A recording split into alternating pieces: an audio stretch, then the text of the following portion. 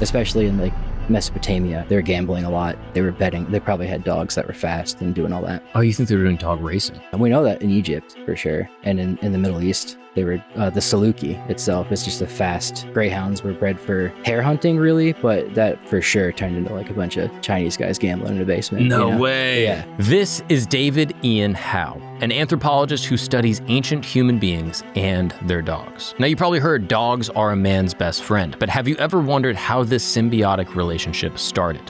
Two species, both apex predators who had to slowly learn to trust each other. They've helped us hunt, guarded our camps, herded our livestock, and have even been a part of our mythology. But how did this bond form? Why did wolves choose us, and why did we choose them? So, if you love your dog, all dogs, or interested in how years of evolution have made you biologically drawn to your very pooch, well, sit back, relax, and welcome to camp.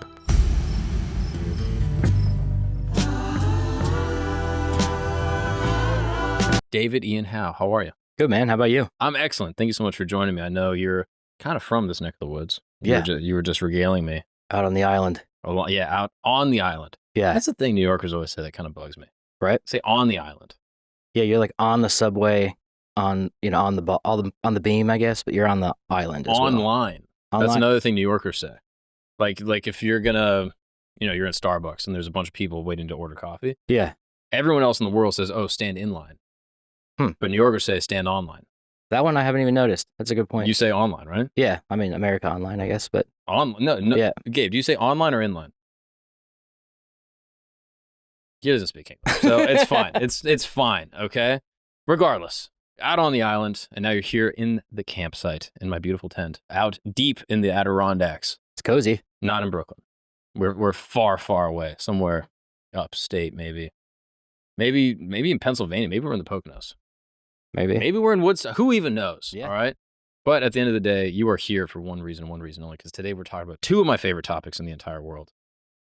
And you were also introduced to me by one of my favorite people in the whole world. Yeah. Our good friend, Donnie Dust. He's the man. And during our conversation, I was just kind of BSing about dog stuff. And he was like, you should talk to a dog expert. And I was like, well, that's not a thing. And he was like, no, there is a guy that I know that I flint nap with.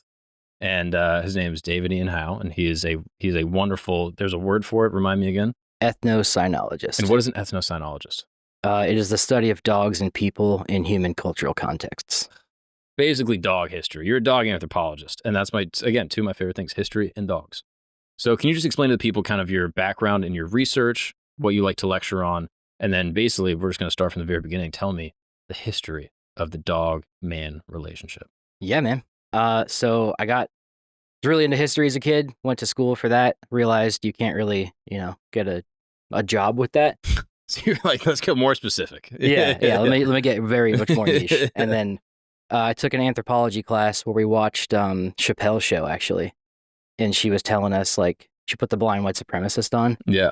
And it was kind of like, why is this funny? The one where he's like the blind white supremacist. Absolutely. And it's about race and all that and stuff. And like, the cultural aspect of racism, and I was like, oh, this is interesting. But we also talked about stone tools, monkeys, primates, apes. So I got really into, history, archaeology, and then I took a bunch of anthropology classes, which got me into stone tools. And then in one of those classes, they talked about dogs and people being, this basically relationship that's been around forever. And I kind of was like, when did that start? Like, go back, like, stop. Yeah. I want to learn more about that. This mutualistic evolution. Yeah. And in like most paintings of the Ice Age and things like that, or like artistic renderings, you always see a dog, which might not be completely accurate because it's an artistic rendering. Right. But I still was like, well, where did these dogs come from? Yeah. And then I looked more into that, and I went to grad school for hunter-gatherer anthropology. This was out in Wyoming. It's like one of the best schools for it.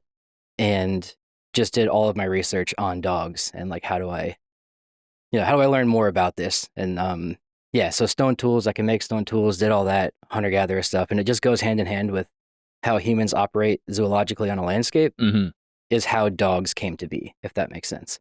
Like as a tool, almost. Yeah, so like, I always say this too, like fire, there's stone tools first, then we had fire, then there's dogs, and then agriculture. So it's like way before that too. Wow. Yeah, I mean, that makes sense, right? They would be like pre-agrarian, like hunter-gatherers still. Yeah. And then on this level of like human development, dogs are up there in terms of what brought us to actually becoming like the Homo sapiens we are today. Is that a fair estimate? I don't think we've had enough time to like fully co-evolve with them in that sense. Like it didn't affect our evolution that much, but our social evolution for sure. Okay. Because anywhere where there's agriculture or there's other domestic animals, there's always dogs first. Because dogs can help you herd goats, they can help you herd cattle and all that to become, domestic livestock. Right. But in terms of like adjusting our brains, not so much, but adjusting a dog's brain, absolutely. So take me back to the beginning. Let's paint a picture. Because I think, at least this is the story I've heard, right? Is like you got hunter-gatherers, they're kind of like nomadic bands of people, maybe like, a couple dozen. And they're kind of living out in like, the woods somewhere, maybe a jungle somewhere. And all of a sudden, like these wolves kind of come around. Right. And they see these wolves and they're like, uh-oh, we got to be careful of these wolves because these wolves are going to try to eat us. We've been battling wolves for a while. And then slowly they kind of start throwing food to the wolves, or like the wolves will come around and like scrap food from wherever they used to be. And they'd kind of follow them around, and the wolves would be there and the humans would be there. And then over time, they create this sort of mutualistic relationship where like the wolves kind of offer protection and the humans are giving them food. And then they kind of both slowly domesticate. Mostly the wolves are slowly domesticating into being, the animals that we know today. Yeah. So that's, I think, probably the most reduced version of it. It's pretty on the ball. So what else is there to that story that paints the picture from how we go from, Homo sapiens running around with, sticks and spears to actually living with dogs as hunter-gatherers? Yeah. So, the main thing is humans are obviously primates, bipedal primates. We evolved in Africa. We eventually leave Africa at some point. It's debated how many times or how often. But once we get out of Africa and you're living in more cold or temperate and then colder and then kind of Arctic environments, especially in Siberia, we're running into wolves quite a bit. And wolves get into this kind of predicament where you got to adapt to this invasive fire-wielding, primate that's here, that's also an apex predator, very good at using the landscape and surviving. And they have to kind of adapt to that or, die out in a sense. I don't know if it was that dire, but, it's something like that. That's how evolution works. And then after a certain amount of time, it's just wolves, are learning, okay, rather than die out or like move territories, we can just start scavenging human camps. And it's either humans are throwing bones or, maybe they're adopting the pups or something like that. But at some point, the natural selection of wolves was like, we need to adapt to these primates that are here, and kind of, you can reduce all anthropology and zoology down to what's called behavioral ecology, which is basically all humans or animals have to operate for the most bang for their buck calorically. So you want to exert the least amount of calories for the most gain. And for wolves, it would have been easy enough rather than hunting and taking out a bison, maybe getting kicked in the ribs or the face, right, or a caribou, really. You're then going in and just scavenging bones, and that would have been the natural selective process of that. And this was Siberia is where people estimate the first like wolf-human sort of mutual contact was happening? Yeah, Siberia is genetically and archaeologically seems to be the case. Interesting. Could have been other places, but it seems like there. Because all my black friends are always like, dude, the way that white people act with their dogs is just, you guys let them kiss you on the mouth, they sleep in the bed, you guys are crazy. But it might be an anthropological record that dogs are kind of white people shit from the get-go. It's just these Siberians that have to live with these wolves, and then slowly we just kind of become friends with them. Yeah, it would have been like Asian-looking people up there for sure. Oh, so it is. So it's the Asians. Yeah, shout out to the Asians. Being weird with the dogs first, kissing them on the mouth and stuff. Making out with dogs, off rip. Yeah, but I would like to see an anthropological study on why white people are so weird with dogs. Yeah. I have black friends have also brought that up to me. Yeah. I don't know if science can answer that. That might be a spiritual question. You know what I mean? Yeah, philosophical. That might go deeper than anything, Yeah. So I'm curious though, why wolves? Because I'm sure other animals got this idea like, oh, there's this apex predator that's running around with fire. Yeah. They're leaving around all this debris of like, animal residue and scraps. Like, why wouldn't, like some other type of, creature, like a raccoon or something, walk around and be like, oh, we can use this. Like, why was it wolves that selected? Is there any answer for that? Yeah. Primates ourselves are just highly complex social animals. That's how our human adaptation is culture. Mm-hmm. So the ability to pass on knowledge to the next generation that's not, in your DNA. Wolves aren't primates by any means. They're carnivores, but they are also like among the many like apex predators and social animals. They're like among the most social. So it would have been that humans in those areas would have, noticed wolves They're monogamous in a sense. They have kinship structures that are similar to humans. Hmm. It's kind of an inevitable coalition, I guess, because they're both just so social. And the way that humans and dogs, obviously now, can just interact with each other and we can talk to each other in a sense that would have happened way in the past. Oh, that's fascinating. So humans and dogs have similar sort of like cultural behavioral patterns that developed in parallel. So they didn't develop together from the get-go, but like wolves were monogamous and pro-social even before contacting humans. Yeah, so it would have been like the ability to socialize with each other. So the tail wagging, the throwing, meat to each other. I would say that's the main thing. The way that the way you talk to a dog now is just feeding treats, and that's how you essentially communicate, how you train them. Right. You withhold food if for certain reasons, or you give them more food to what would be the word? Praise them or whatever. Right. Throwing wolves' bones back in the day people would have figured out, okay, they leave us alone if we do that, and the ones that are aggressive would probably go away. And so now the timeline that we're talking here, like this Siberian period of kind of like these hunter-gatherers interacting with wolves, how far back does that go? About 20,000 years is genetically when we see dogs kind of arise. Like if you were to boil the DNA down and see when dogs come about, it's about 20,000 years. But in my mind, it's probably like long before that, the interaction of humans, as soon as we left Africa, really, the interaction between humans and wolves is like forming that bond that domestication is starting. Wow. Yeah. That's interesting. So, I mean, what is the general agreed upon consensus for like leaving Africa? Is that like 100,000, 75,000 years ago? Off the top of my head, I can't exactly remember. It's like 200 to 100,000 years. That paleoanthropology changes quite often all the time. But we're looking at a long window. I mean, if dogs are coming on the horizon about like 20,000 years ago, there's a potentially another 20,000 at least years of human beings kind of seeing these wolves and them slowly getting domesticated over time. Like that's a pretty long span. I would agree. Yeah. So like Homo erectus leaves Africa, I think about 1 million years ago-ish. And then modern humans come out later. But either way, there's hominids that are stone tool and fire using creatures that are in these wolf biomes that are now, the wolves are going to have to adapt to. Oh, that's a good point, right? Yeah. Like there's other like non-human bipedal apes that are interacting with wolves in some capacity, like Neanderthals or whatever else. They're having some type of, relationship. That's interesting. And there's a theory too that like Neanderthals might have gone to extinction because humans and wolves moving into Europe and Eurasia, where those, Neanderthals and Denisovans lived, are out competing those, former hominids because they have a better ability to adapt to the environment. And things like that. Way. Yeah. I don't know how much of it is completely true, but sure, but that theory exists. Yeah. That's fascinating that was a competitive advantage against other, what would you call that? Like hominids? Yeah, other, extinct hominids, Neanderthals, Denisovans. Oh, that's fascinating. Yeah. Do we think that any other hominids had relationships with wolves the way that Homo sapiens did? Like did Neanderthals, like is there any research or any, I mean, I'm sure the archaeological record is probably so sparse, but is there anything like that?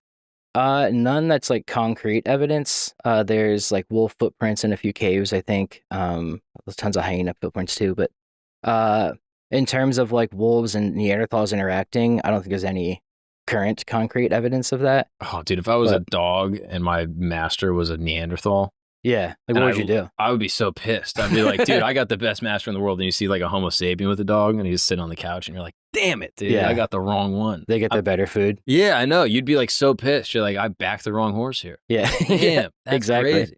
So that makes a lot of sense. So you have this timeline where it's like, okay, basically we leave Africa, get in a relationship with wolves, and then around 20,000 years ago, they start to become what we know as a dog, more or less. Yeah. And what exactly is happening in that window where now they're like cohabitating? Like what is like the early period of human beings cohabitating with dogs?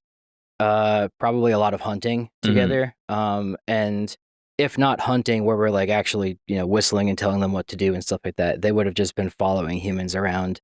Almost akin to how raccoons are today. It's kind of like a good example of domestication because they're getting better at coming to human environments. They'll come to our trash cans and stuff. Like I don't think there's raccoons in New York, but giant rats. Yeah, we got rats, basically raccoons. They use their hands to eat pizza. Yeah. But at that point, it would have been like dogs interacting way more with human camps and things like that.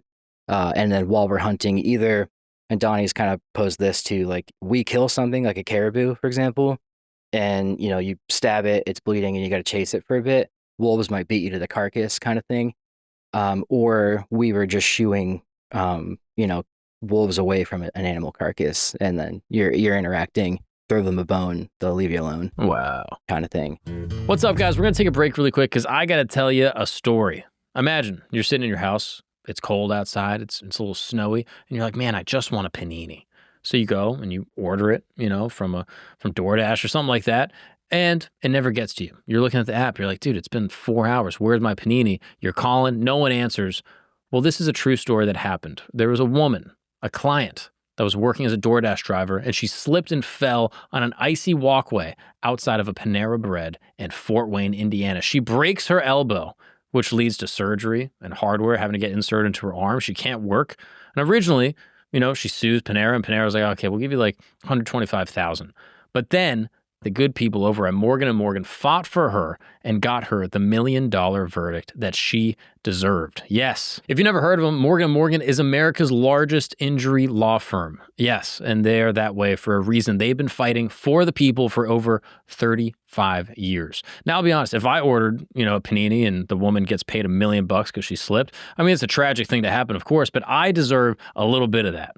I should get a cut at least, right? I'm the one that ordered the panini. If I never ordered that panini, she never would have slipped, never got $1 million, which obviously she deserved. You know what I mean? But maybe next time she gets $1.1 million, I can get a cool 100,000 out of that. Regardless, all I'm saying is if you're ever injured and you are looking to get the money that you deserved, the compensation that is entitled to you from your injuries, Morgan & Morgan could be the way to go. Hiring the wrong law firm can be disastrous. I mean, you can be locked up in litigation. It's a nightmare. But hiring the right law firm could substantially increase your settlement. And with Morgan & Morgan, it's easy to get started. Their fee is $0 unless they win. That's right. Their fee is free unless they win your case. You don't pay you pay 0 cents unless they win your case. You can visit forthepeople.com/gagnon, Gagnon. That is forthepeople.com/gagnon, or dial pound law. That's pound 529 from your cell phone. That's forthepeople.com/gagnon, or click the link in the description below. And thank you so much to the good folks over at Morgan & Morgan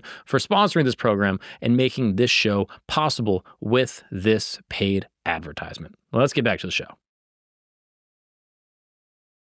What's up, guys? We're going to take a break really quick because you need help pitching your tents. Yes, and that's what we do over here at camp. Maybe you're, in line waiting for a concert somewhere and you just need something to lean on. Who knows? Maybe you just need help pleasing the special man or woman in your life.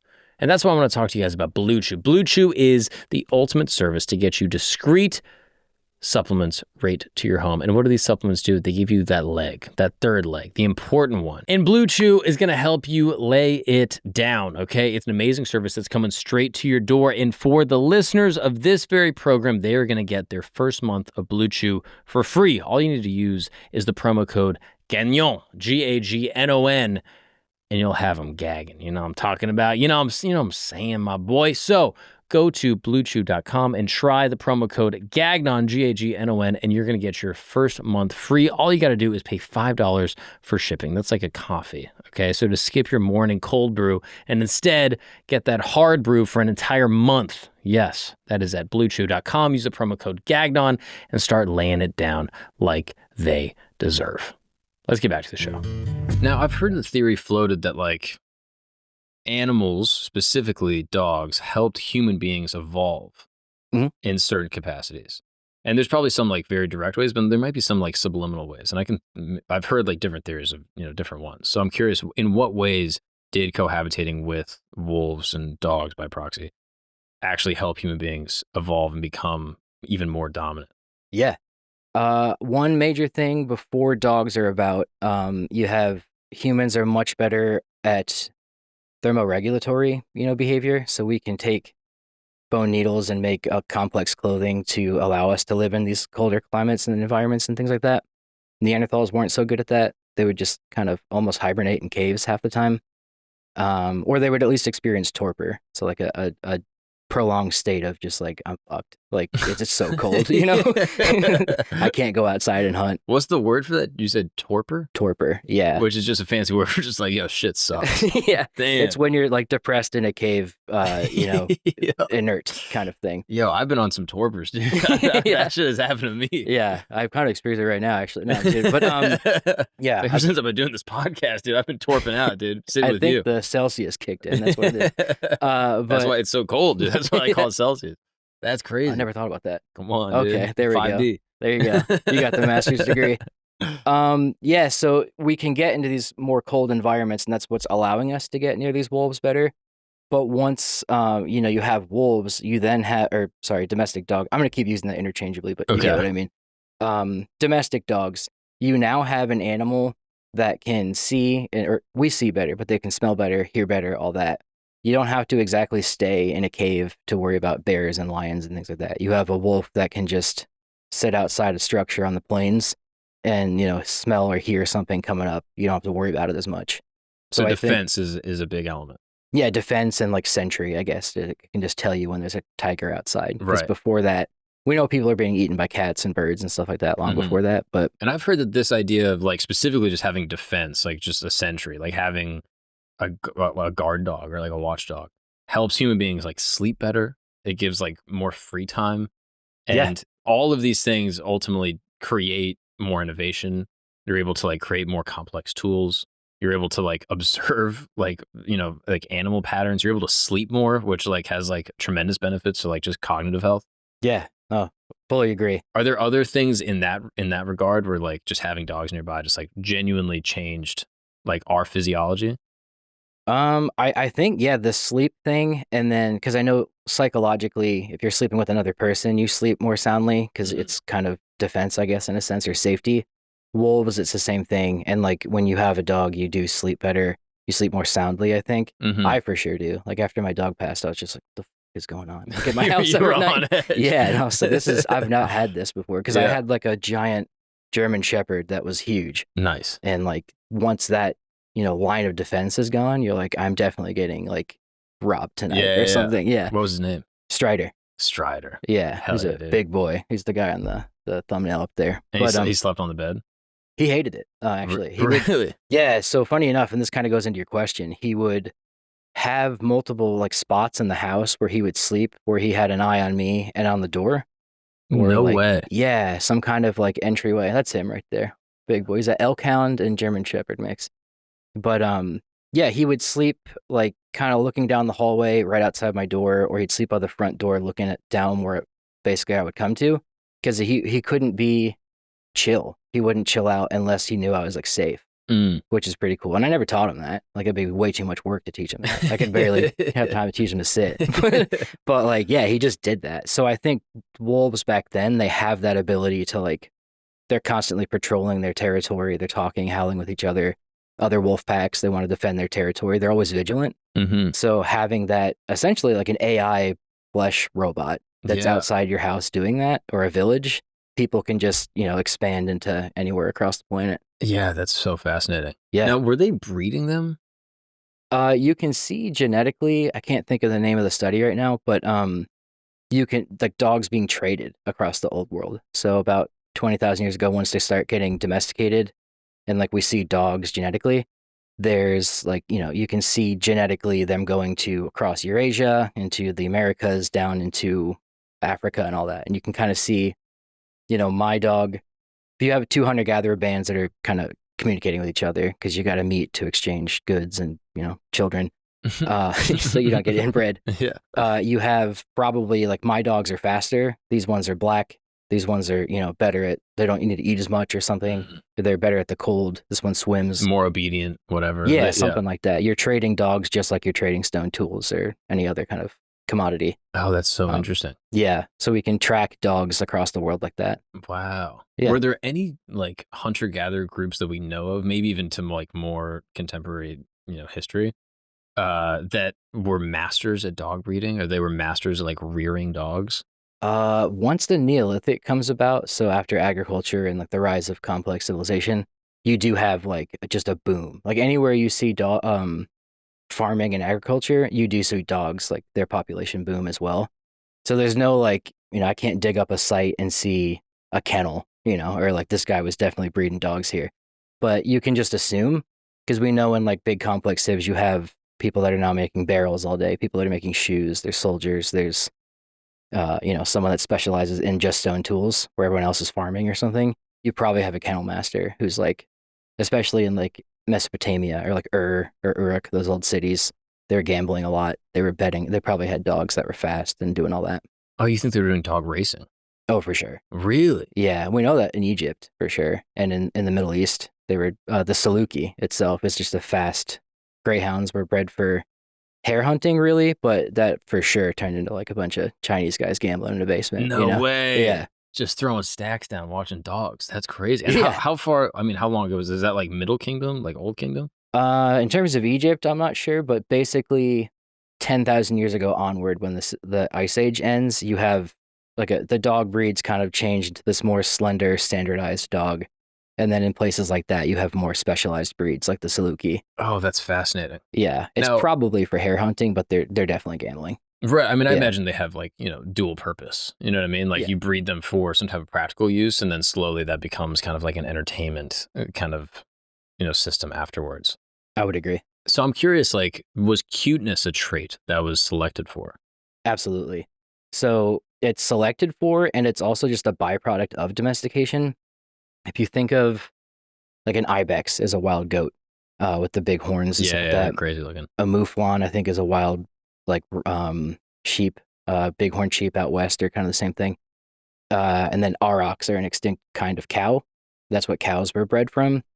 They get what's called domestication syndrome, and as you breed them down to a domestic animal, they're losing those like robust aggression-looking traits, like the big horns, all that stuff, and they're bred down to like a petting zoo goat, where they're cute. We literally call it a kid, like right. a baby goat. Dogs, for a solid example, like if you think of a pug, it's just a human face. That's like what we've bred it to be. It's Let's get a picture of a pug, dude. Yeah, a picture of a pug immediately.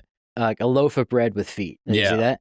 So it just has this human face. It's flat. The nose is up here. There's no snout. You're making, I mean, it kind of sucks. You're just making this like taking a wolf and smashing it down into that. But a byproduct of domestication is the ears flop down, the eyes get bigger. There's less like scary looking traits to it. Interesting. And that's just genetic. So you can see that with most animals, and that keeps the cuteness. So we want to protect it more. I've read that they have like almost like more expression. That like modern dogs, like compared to wolves, like you can see them, they kind of like raise their eyebrows, they like turn their heads. Like they almost react as like a mirror to human expression. Is that a trait that either directly or indirectly was bred into, dogs that we have today? I wonder how much of that was just like right there at the first human and wolf that met and started talking or, interacting or whatever, with their eye, what do you call it? Eye movement, eye coordination, their eye language or whatever. But yeah, after a certain amount of time, it's just like that kind of just exacerbates, and we can, like, dogs communicate. The puppy dog eye is right there. I keep looking at it. Like, it's like, it's telling you something like, please feed me, protect me, that kind of thing. And it's not, you have a kid. I'm sure you see it with your kid. Oh, absolutely. It's called neoteny in scientific terms. So the something retaining juvenile traits into adulthood. So those juvenile traits that your kid has right now, when you look at it and you want to protect it, domestic animals have that as they get older. So they look cute. Like, they look like puppies into adulthood mainly. Interesting. And that helps their longevity. I would agree. Like human beings are more likely to take care of them. Maybe their own are more likely to take care of them based on like how cute and like non-aggressive they look. Yeah. Oh, that's so interesting. Yeah, it is super interesting. I hope that answered your question. Yeah, no, absolutely. Yeah. You even said something in your lecture. Yeah. Which, where was that lecture again? It was the University of Wyoming. It was awesome. Thank you. It's a great lecture. It's got like 600,000 views on YouTube. People should check it out. But you make a point in there that I would love for you to expound on. Another way that wolves and sort of being around wolves helped human beings hunt. There's the obvious examples where it's like, hey, we're going on a hunt. The wolves are going with us. They're going to track down an animal. They're going to help us catch a scent of an animal. The things that I think people kind of associate sort of human dog hunting behavior. But you brought up this idea with the bison and that early hunter-gatherers would wear wolf pelts and that would help them hunt. You definitely watched the lecture. This was a fascinating tidbit. Can you expound on that? And how does wearing wolf pelts help them hunt other than looking sick? Yeah, man. I don't remember if this was the Kiowa or somebody else on the plains, but it was a plains tribe of indigenous peoples. And the French observed this, the Americans observed this, just everyone did. They would wear wolf pelts, like on, just like a pelt, and they'd crawl up to the bison or whatever. And what's interesting, and this gets into the whole megafauna debate, like how did the megafauna go extinct? They're not used to people, especially in the Americas, because it was so isolated for so long. So bison know how to interact around wolves. They circle up. Elephants do something similar, where when a wolf comes to attack, they will like circle up. They protect the young, things like that. When they see a naked primate with a spear, they might not be as back then. Now they know not to go near people, but Right. or in Yellowstone they kind of don't care either. But they're used to the tourists there. But yeah, they will circle up and try to protect the young. But humans learned, okay, if I wear a wolf pelt, they'll do that same thing. So you can predict how they're hunting or how they're acting, and you can, get a good shot. I think sometimes they would use what's called an atlatl, the big spear thrower thing. The bow and arrow wasn't invented for a long time, at least in the Americas. But I think in the picture in the lecture, he has a bow and arrow. But you get right up under the bison because you can predict what they're doing, and bison are gigantic and can kill you with like just a stomp or their head. So it would have been pretty dangerous to do that at first. So having that added protection of, I know they're going to do this if I dress like a wolf, really helps. So I think that's an atlatl. Yeah. Spirit. It's an Aztec word for atlat is what it's called. But it's just a lever device that you throw a big spear with. They probably would have been using that. But yeah, you can just basically hunt more efficiently by mimicking wolves. And I think back in the day, like when we left Africa and got to Eurasia, we're watching wolves do that kind of stuff and doing those same things. But we can at least observe it on the plains. That is so interesting to me. You basically have bison and wolves going at it for millennia that they've just been battling each other. And as a result, the bison create a defense mechanism of how to deal with wolves. They move in this predictable way. The wolves know how to hunt them. And it's just a dance that's been going on forever. Yeah. And then human beings show up and the bison don't know what to do. So they're skittish. They behave erratically and chaotically. But when they dress as wolves, they can trick the bison into thinking that they're wolves and behaving in the way that they're used to observing them.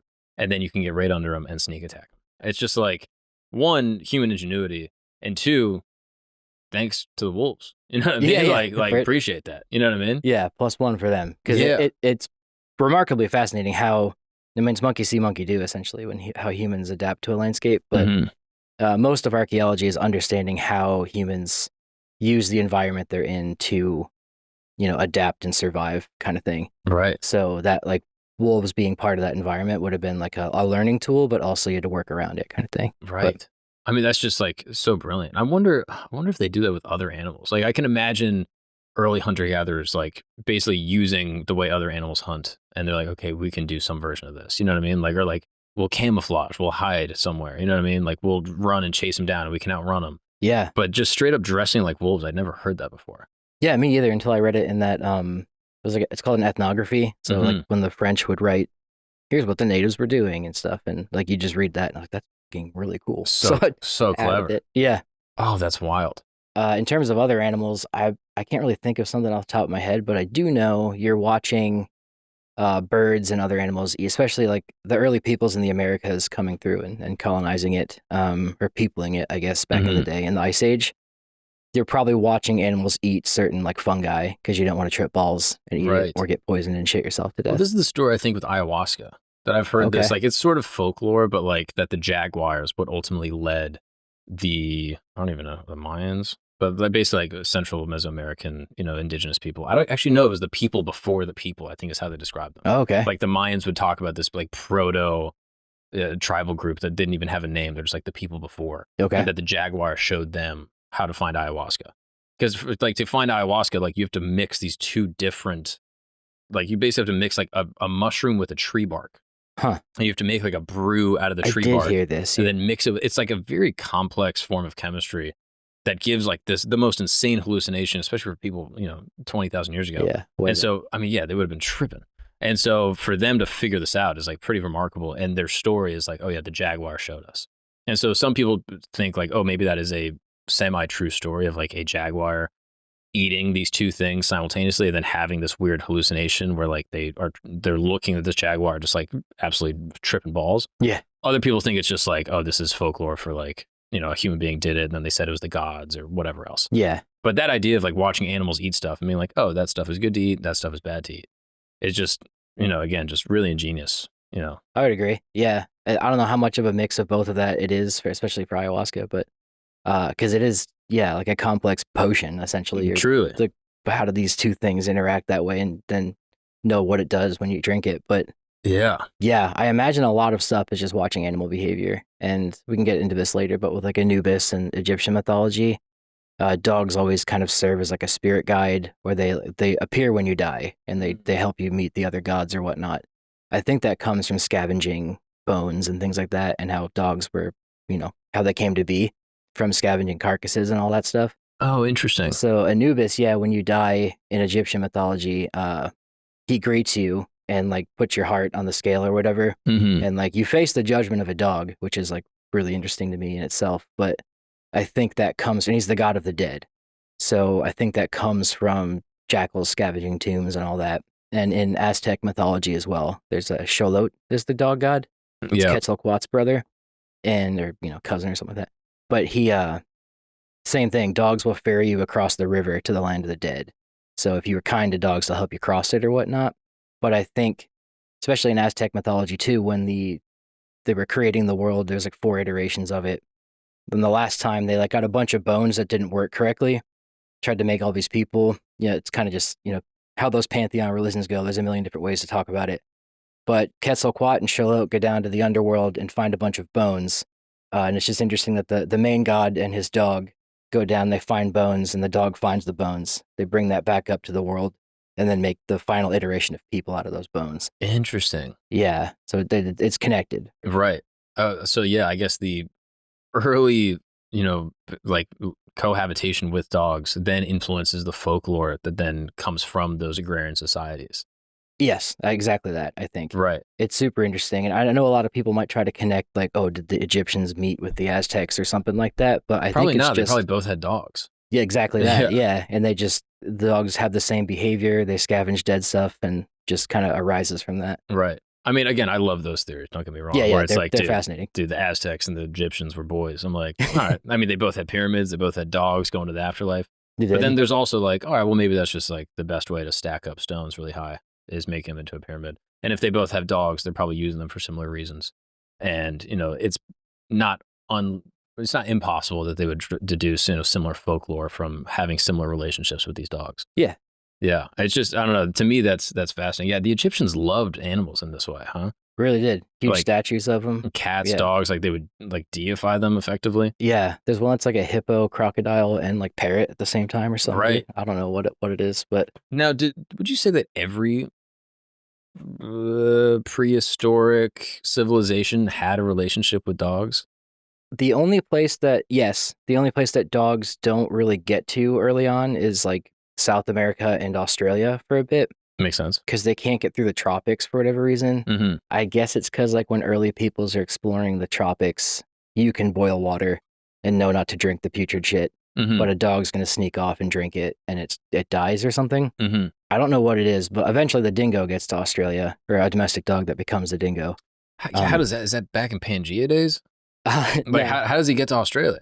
Yeah, this is post Ice Age, so post 20,000 years, where dogs are about. Ice Age ends 10,000 years ago, and then you have, I think the dingo gets to Australia genetically by 10,000 years. The earliest dingo remains are about 3,000, 4,000 years old. Mm-hmm. But it was a domestic dog brought to the continent by seafaring people, either on a boat or something like that. Whoa. Or there was a land bridge at that time for most of Southeast Asia. It was called Wallachia, I think, and there's another one too. But all those little, Java, Indonesia, it's all kind of, the water level's lower, you can walk across it. Australia, I think, still had a water between it.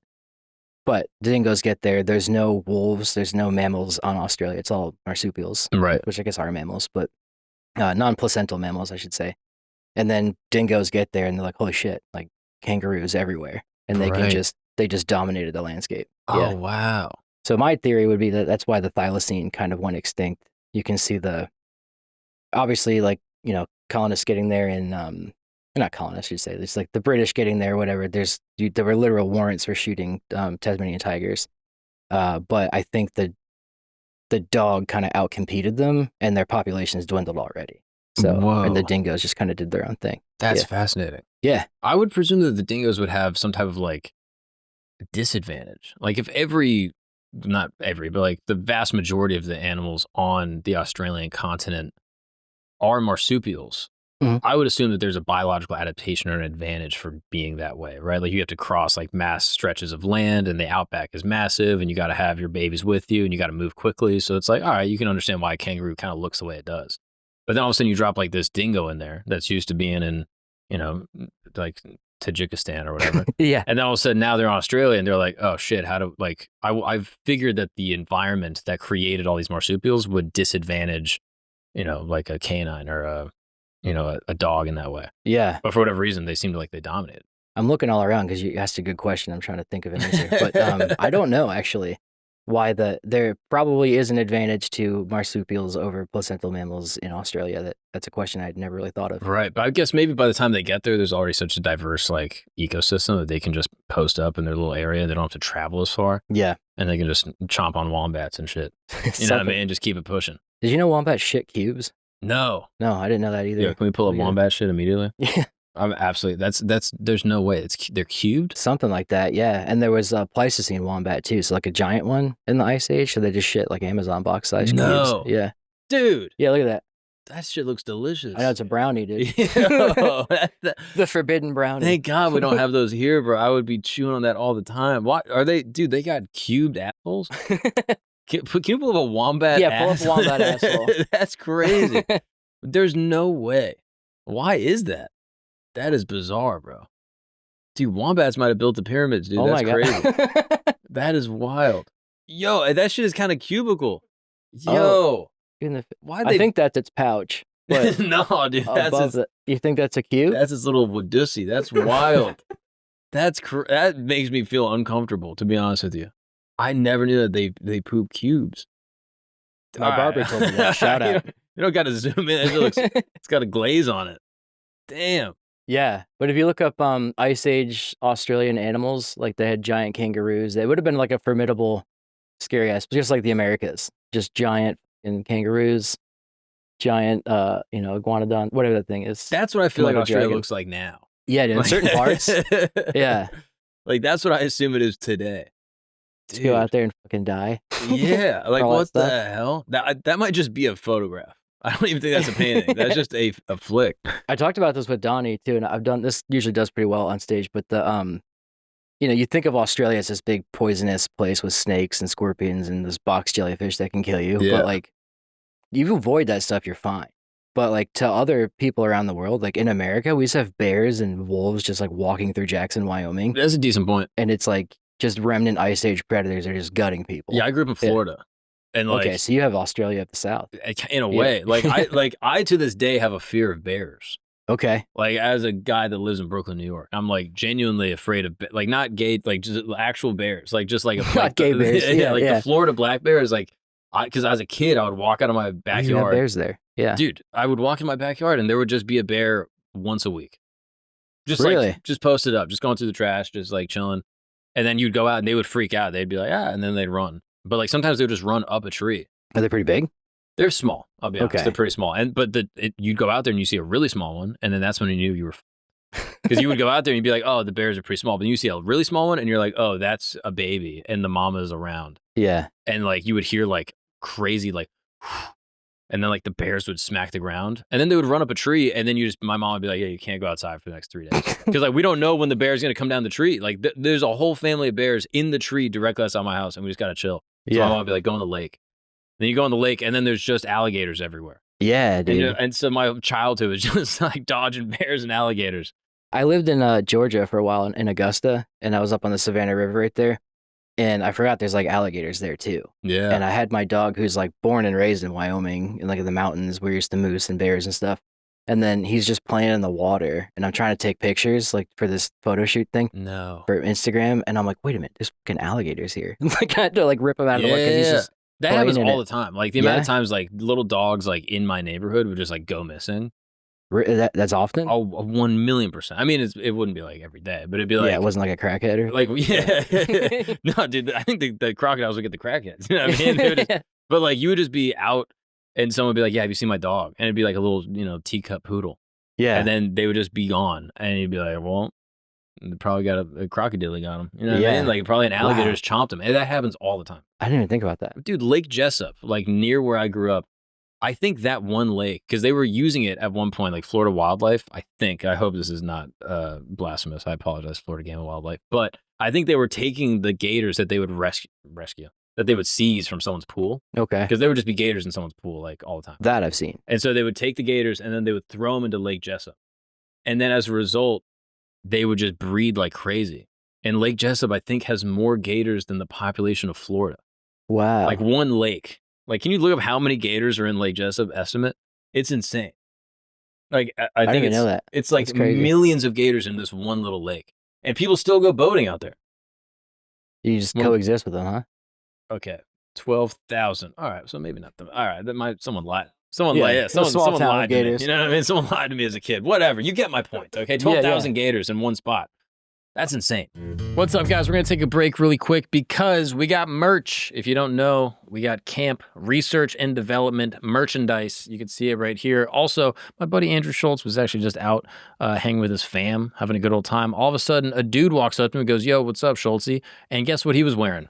This shirt right here. So shout out to that legend, whoever you are. You're the man. I appreciate that. And if you want to cop your very own camp threads, go to camp-rd.com.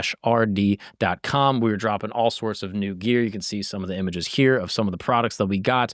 And anytime you buy a t-shirt, you help this show directly operate. It is a huge, huge lift. And I'm very grateful for everyone that reps the gear, especially at the live shows. Seeing you guys wearing the t-shirts at the shows truly makes my life. It's the coolest thing ever. I cannot believe people are actually wearing clothes that me and my friends are designing and sending iMessage chats like, yo, you think this is cool? It's the craziest thing in the world, and I'm so grateful for everyone that does it. Check it out. We got the link in the description. Now let's get back to the show.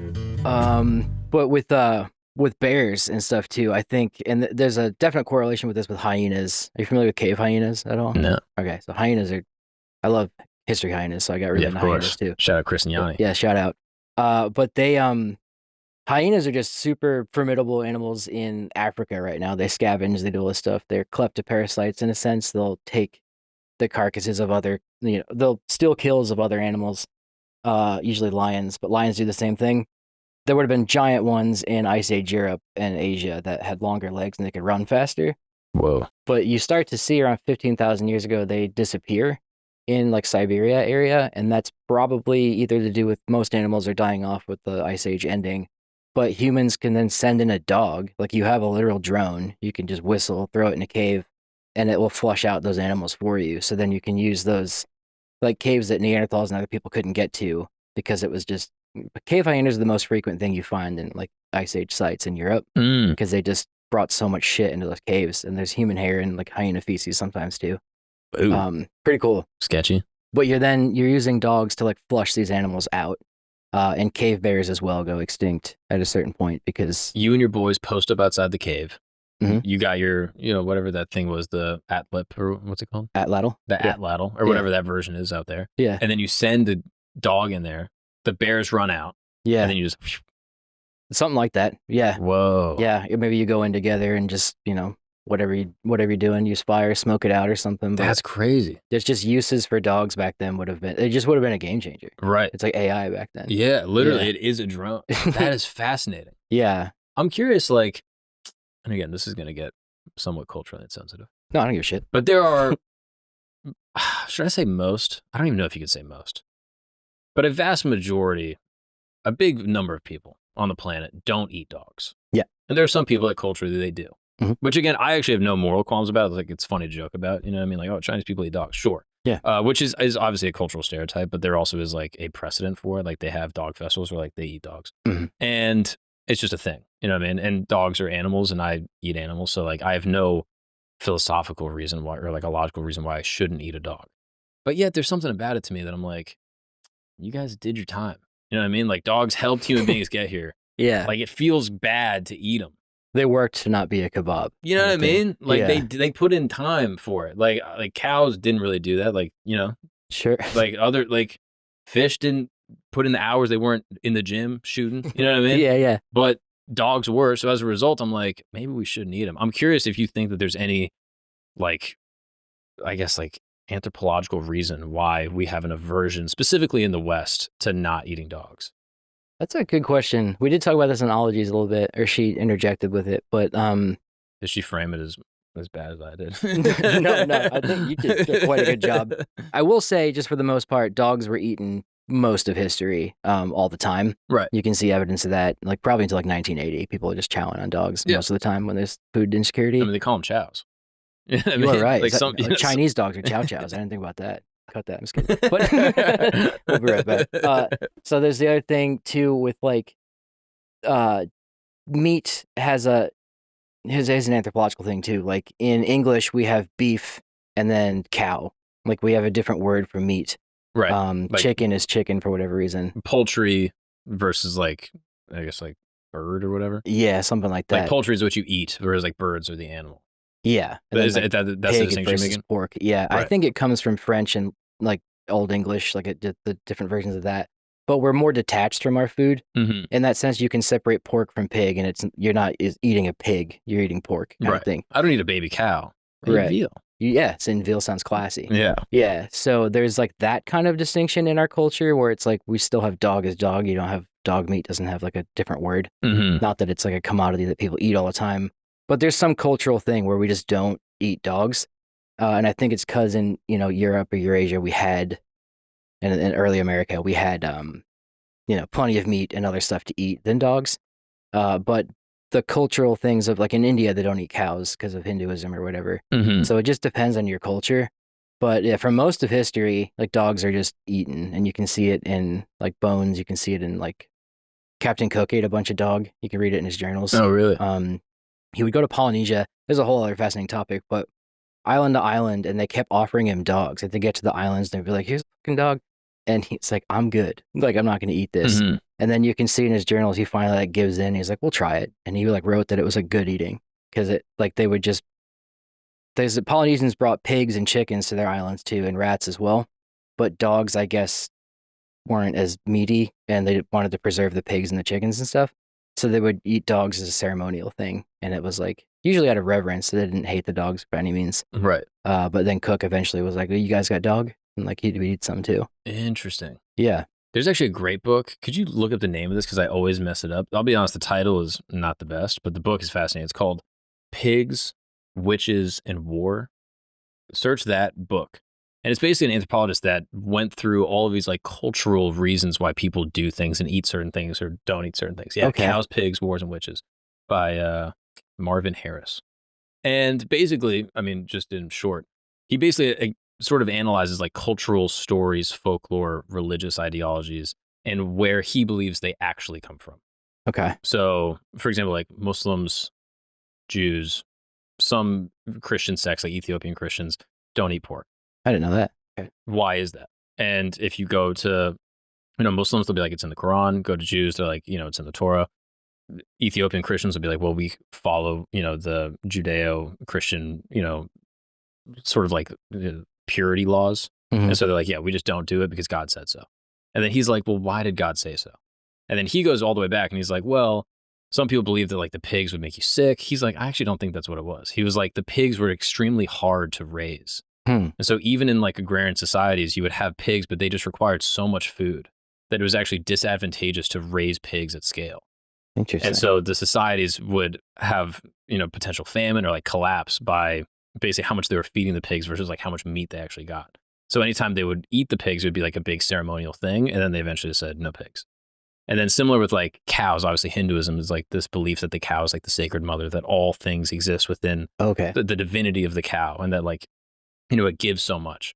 But then again, according to Marvin Harris here, in short, he basically says like the type of cows that were showing up in like the Indus Valley, like in India at the time, were actually not that meaty. And again, they also were difficult to raise. So he kind of goes back to these like cultural ideas and then breaks them down anthropologically. And to me, it's just like fascinating. We're like in America, we sort of have like a shared myth of like, don't eat dogs. Yeah. And it's not religious, but it's borderline. no pun intended, dogmatic. Right. You know what I mean? Like, Yeah. that we're like, hey, we don't eat dogs. And everyone's just like, yeah, of course you can't eat them. And then you ask why, and you're like, well, there's no reason really. But I wonder if it's sort of that shared history of like, you know, come out of a culture of Western Europe, you have all these domesticatable animals, you don't need dogs. So as a result, you're like, yeah, we don't use them for eating, we use them for hunting and companionship, etc. Yeah. And then you create this mythology around it. That's a good point. I would have thought it was disease. That's why they didn't eat pigs. But That's what I assumed it was. Yeah. But my boy Marvin here says that that's I'll check that not out. necessarily the case. Great book. I mean, fascinating. I'm sure based off your work, you'd find it fascinating. Yeah, I'd love to read that. I'm also curious about like dog breeds. Yeah. So how do, like, we go from this wolf that then slowly gets domesticated, but then we get like border collies that are able to do one thing, and then we get poodles that are able to like go in water, and then you get like German shepherds that are obedient. Like, how do you get all these different Pokemon? You know what I mean? Like, we go from like one source to then all these sort of disparate things with like different talents. Yeah. How does that happen? Love that you use Pokemon. Yeah. I mean, I said this in the lecture too. Like, evolution's not Pokemon. Like, things that we have this you're a millennial too, right? Or something? Right on the Zoomer? precipice. Okay, cool. 96. Okay, 92. So we're right there. Evolution, we have this idea that it just happens like overnight and you have like another creature the next day. It doesn't happen like that. It's like a slow and gradual thing, as Darwin phrased it. But in terms of like breeds, it did take probably 10,000-ish years for dogs to start, at least in my opinion, from what you can see archaeologically, them branching out into like distinct looking breeds. But for the longest time, dogs would have just been like a dingo looking thing, because there's just that standard yellow coat, probably made grayish at some point, but has a wolf-like appearance in terms of skeleton. Right. It's a little more shrunken. The dogs get what's called teeth crowding. You can tell a domestic dog from a wolf because their teeth are more scrunched together in their mouth, like proportionally. Interesting. So it's very hard when you find a wolf skull 10,000 years ago, 20,000 years ago, versus, you know, right when wolves are coming about. It would have been the same skeleton, and it still is in a sense. So it's hard to tell. But when you get to, you know, 10,000 years ago onward into like especially 5,000 years, you then start to see more like greyhounds are a huge thing. In ancient Rome and Greece, they had greyhounds. They had Egypt had them as well. The Saluki, as I mentioned before. China has some very old breeds like the Chow Chow and the Shih Tzu, and the big wrinkly one. I forget what that's called. That's very old. Shar-Pei. Shar-Pei. There you go. Yeah, they're very old. So you start to see it, and it's either for status or it's just for, you know, in this area they look different, just like people do, and those ones start to breed together and become that. Not entirely sure, but probably back in the day it was just for speed and I can feed it less or something like that. Or it was a good hunting dog. Because you know in the Americas they were hunting with dogs constantly. In Europe they were too.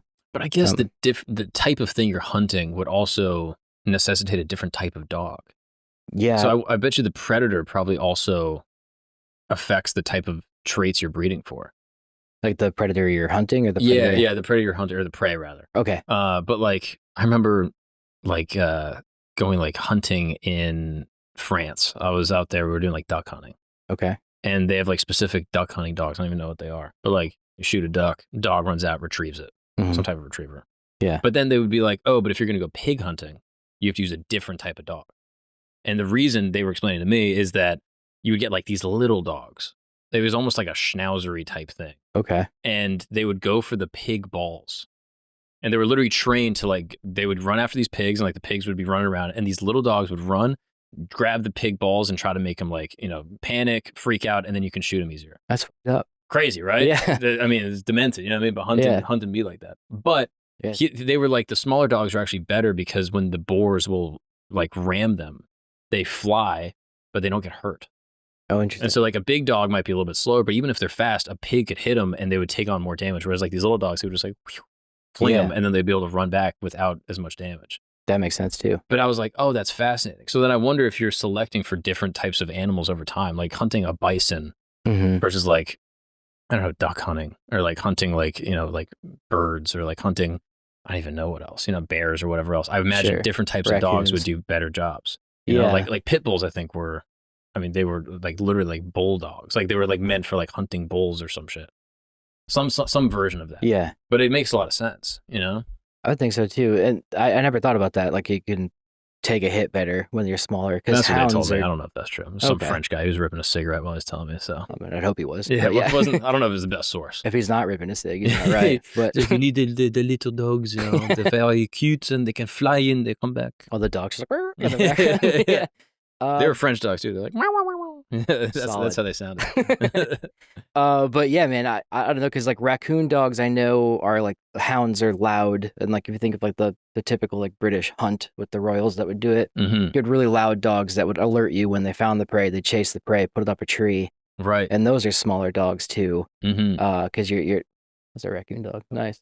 But yeah, no, I'll just so cool thought. Those are related. Yeah, coonhound. But, coonhound, yeah. And fun fact, I wrote a book on Shiloh as a kid, in 4th grade as my book report, and it was a coonhound in the book, but my teacher kept crossing out coon. I guess because it sounds racist. But it was that shit does sound a little racist. yeah, it definitely does. But then I only learned it was a racist term because my parents were like, "Why does she keep like?" They explained to me why my teacher kept cutting that out. That's so it was funny. a raccoon hound. That's so funny. So it was, my teacher actually taught me the racist term. But in general, yeah, they're loud and they tree the raccoon up the tree. And I did a podcast with Bear Grease. It was Meat Eater. Clay Newcomb. He'd be a great guest for you at some point. But he's a raccoon hunter with dogs and stuff, and he was asking me all sorts of questions about it. But yeah, they just tree the animal, and that's probably what was happening most of the time. Is you just like, I know for a bison, when you're hunting bison. I haven't seen anyone hunt bison with dogs. It's probably like pretty dangerous for them now. I can imagine. But the way wolves hunt bison is they like just slowly bite and nip at their like legs until it gives out, kind of thing. So you need something with a formidable jaw, right? And all that. But right now, it's probably just steering the animal in a certain way so you can use your projectile weapon, separated from a pack or whatever, like however they're protecting themselves. Yeah, something like that. Interesting. So, not sure, but the small dog thing, that's fascinating. I never heard that. Yeah.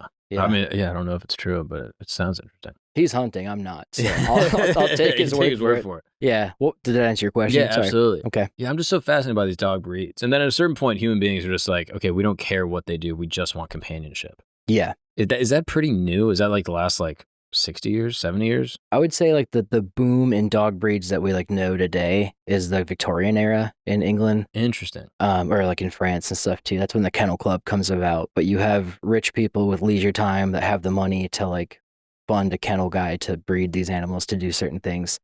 And that's when you get like poodles. That's when you get poodles might be older actually, but yeah, I thought poodles were. I mean, correct me if I'm wrong. I had a poodle growing up. Okay. I know my last name is French. We had poodles. We ate crepes. You know what I mean? Okay. Like I'm pretty about the culture. But poodles, like they were called that because I think they were good in water, and that the traditional like poodle cuts you would see would like make them agile, and they wouldn't get their they wouldn't get their hair tangled up, but they would stay warm in all the essential places because they would jump in the water, like they would literally be puddle dogs, and then that became poodle dogs. That's where poodle comes from. Okay, that's what I was. That's that what I didn't know. But like if you look at the name poodle comes from the German word pudel, or poodle, which means to splash in water. Oh. And yeah, they splash about. Well, the more you know. So it's not a French dog? Hold on. While the modern image of poodle in France, the breeds, they're German. Damn it. They got us again. They got all this stuff. Damn it, dude. I'm secretly take your land, Germany take your lover. dog breeds. Oh, man. But that is fascinating. Like, yeah, they're bred as water retrievers. And like, can you look up like the traditional poodle cut? Because they look very dumb. You'd look at a poodle, you'd be like the haircut. Yeah, like they look absurd. But like to my knowledge, the original like poodle cuts were in order to like keep them warm. And so like this, if you go to like the center middle, yeah, that one right there. Like that's like you go to like a show and like they look absurd. But like they would try to like keep like their paws warm, they'd keep like their internal organs warm, but like their legs they would be not able to get tangled up and they wouldn't be weighed down as much in the water. Interesting. What's the thing on its back? I guess just like a That's so you can ride it. Your kids can ride it. It's the saddle. Yeah, it's a saddle. Yeah, it's for very small Frenchmen to ride around. Exactly. Napoleon actually would ride on poodles into war. It's not a lot of people know that. You can look that up. They left that out of the movie. Yeah. But yeah, Victorian era is where you start to see like I can't think of the names of the breeds right now, but like the English teacup dogs, those like the fancy little pug like things. Purse dogs. Yeah, that Paris Hilton stuff. Like that comes out around then, and it's because people I think had the time. But I do know in like ancient Rome, people would buy Egyptian greyhounds.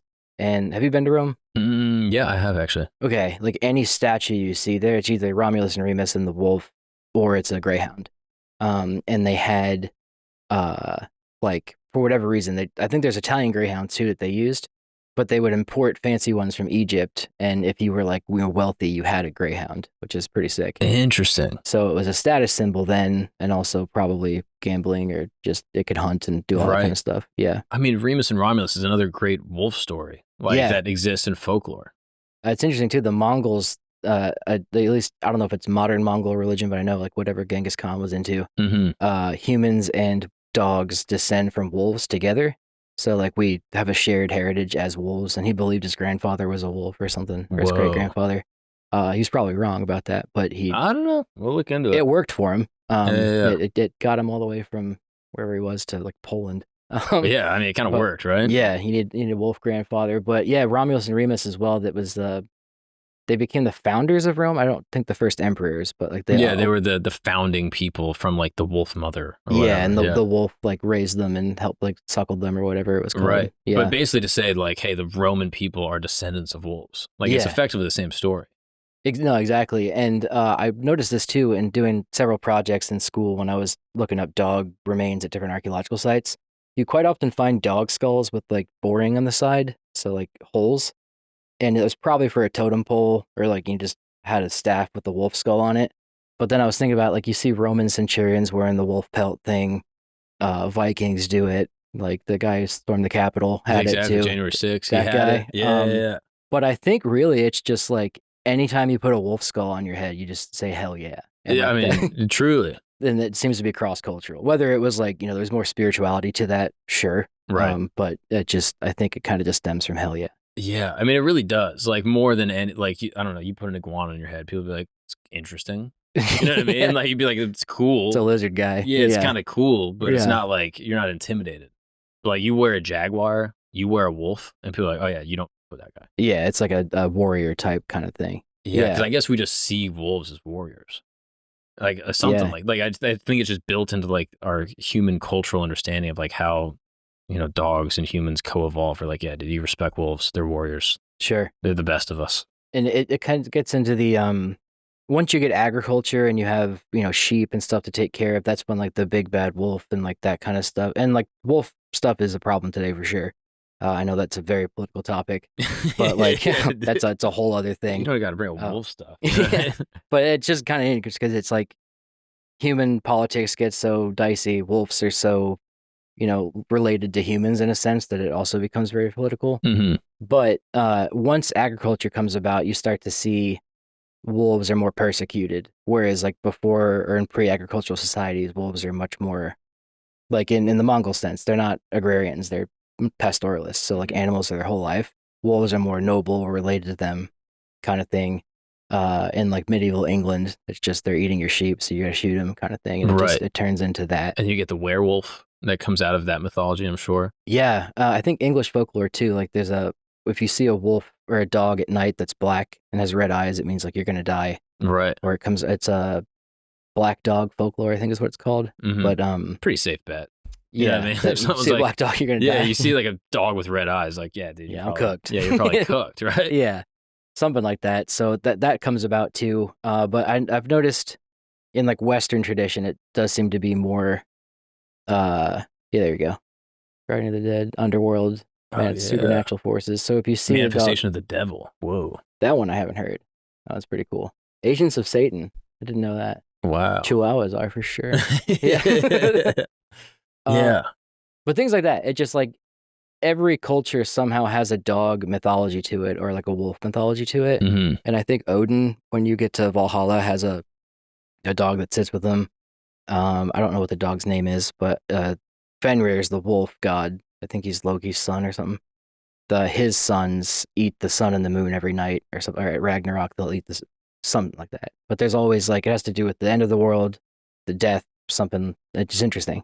Yeah, it's interesting that dogs are associated with death, I guess, from like the scavenger relationship. Like if you found something dead, you'd probably find some wolves or some dogs around it. Yeah. And I know in Egypt for sure that like jackals do scavenge tombs. It's a problem. They gotta like shoo them out. Or at least, in the past, maybe now the Antiquities Authority is pretty on it. But back in the day, they would have been fucking around with tombs and stuff like that. What can you tell me about dire wolves?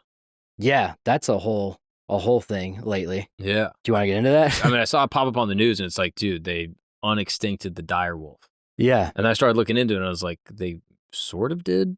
I don't understand all the exact genetics and what it actually means to de-extinct something. So could you just kind of explain what a dire wolf is, why it made the news, and then what you think is going on? Yeah.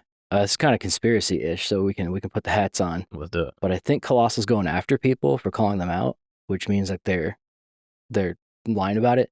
But they went on Rogan, talked about it. The guy seems like a chill guy, Ben Lamb, I think, and then the chief scientist went on too.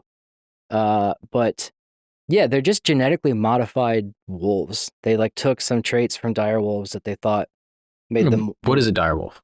Yeah, sorry. Well, dire wolf is Ethnocynology is what it's called. It used to be Canis dirus, but it's interesting. We looked at dire wolf skeletons. They look just like wolves, so we would have thought they're just bigger wolves or some kind of species. But genetic research really goes hand in hand with archaeology, and that's only been about the last 10, 20 years. So now you can do genetic testing on all these things, and that's why dogs have kind of popped off too, because now you can understand it better. And dire wolves are an actual like extinct line of canids that were from bone crushing dogs, is what they're called. Just giant like bear-like dogs that existed way back in like a couple million years ago in the Americas. And that line kind of just all died out except for the dire wolf, but convergent evolution, they look similar. So what Colossal did was just say that they took what those traits would have looked like and took them from some dire wolf fossils, injected those and activated that into modern gray wolves and just accentuated some traits. And they're just saying like it's a Colossal brand dire wolf is how I would phrase it. Interesting. So because gray wolves are the wolves that we know and love, the ones that are still running around. And those are genetically distinct from the dire wolf that died off and actually went extinct by several million years. Millions of years ago. Yeah. So this idea that like, oh, we have like the dire wolf as it was known a million years ago, still like able to be recreated today is a pretty compelling story. I mean, that's like insane. It's pretty sick. Yeah. But it seems like, even just from like a couple articles that I read, that might not be exactly the case. But again, I don't know what necessarily makes something. If it's one of those things. Like if it looks like a dire wolf, sounds like a dire wolf, and that's their phrasing, then you're basically like, I mean, it's a dire wolf. You know? Yeah. What's up, people? Let's take a break really quick because I want to talk to the fellas. Let me ask you something. Are you stuck? Do you feel like you're struggling with work or relationships or maybe your marriage, or just feeling like you're not like the dude you want to be? You ever just thinking to yourself like, man, I should be farther along right now. I just get caught in these cycles where I just kind of lose self-control.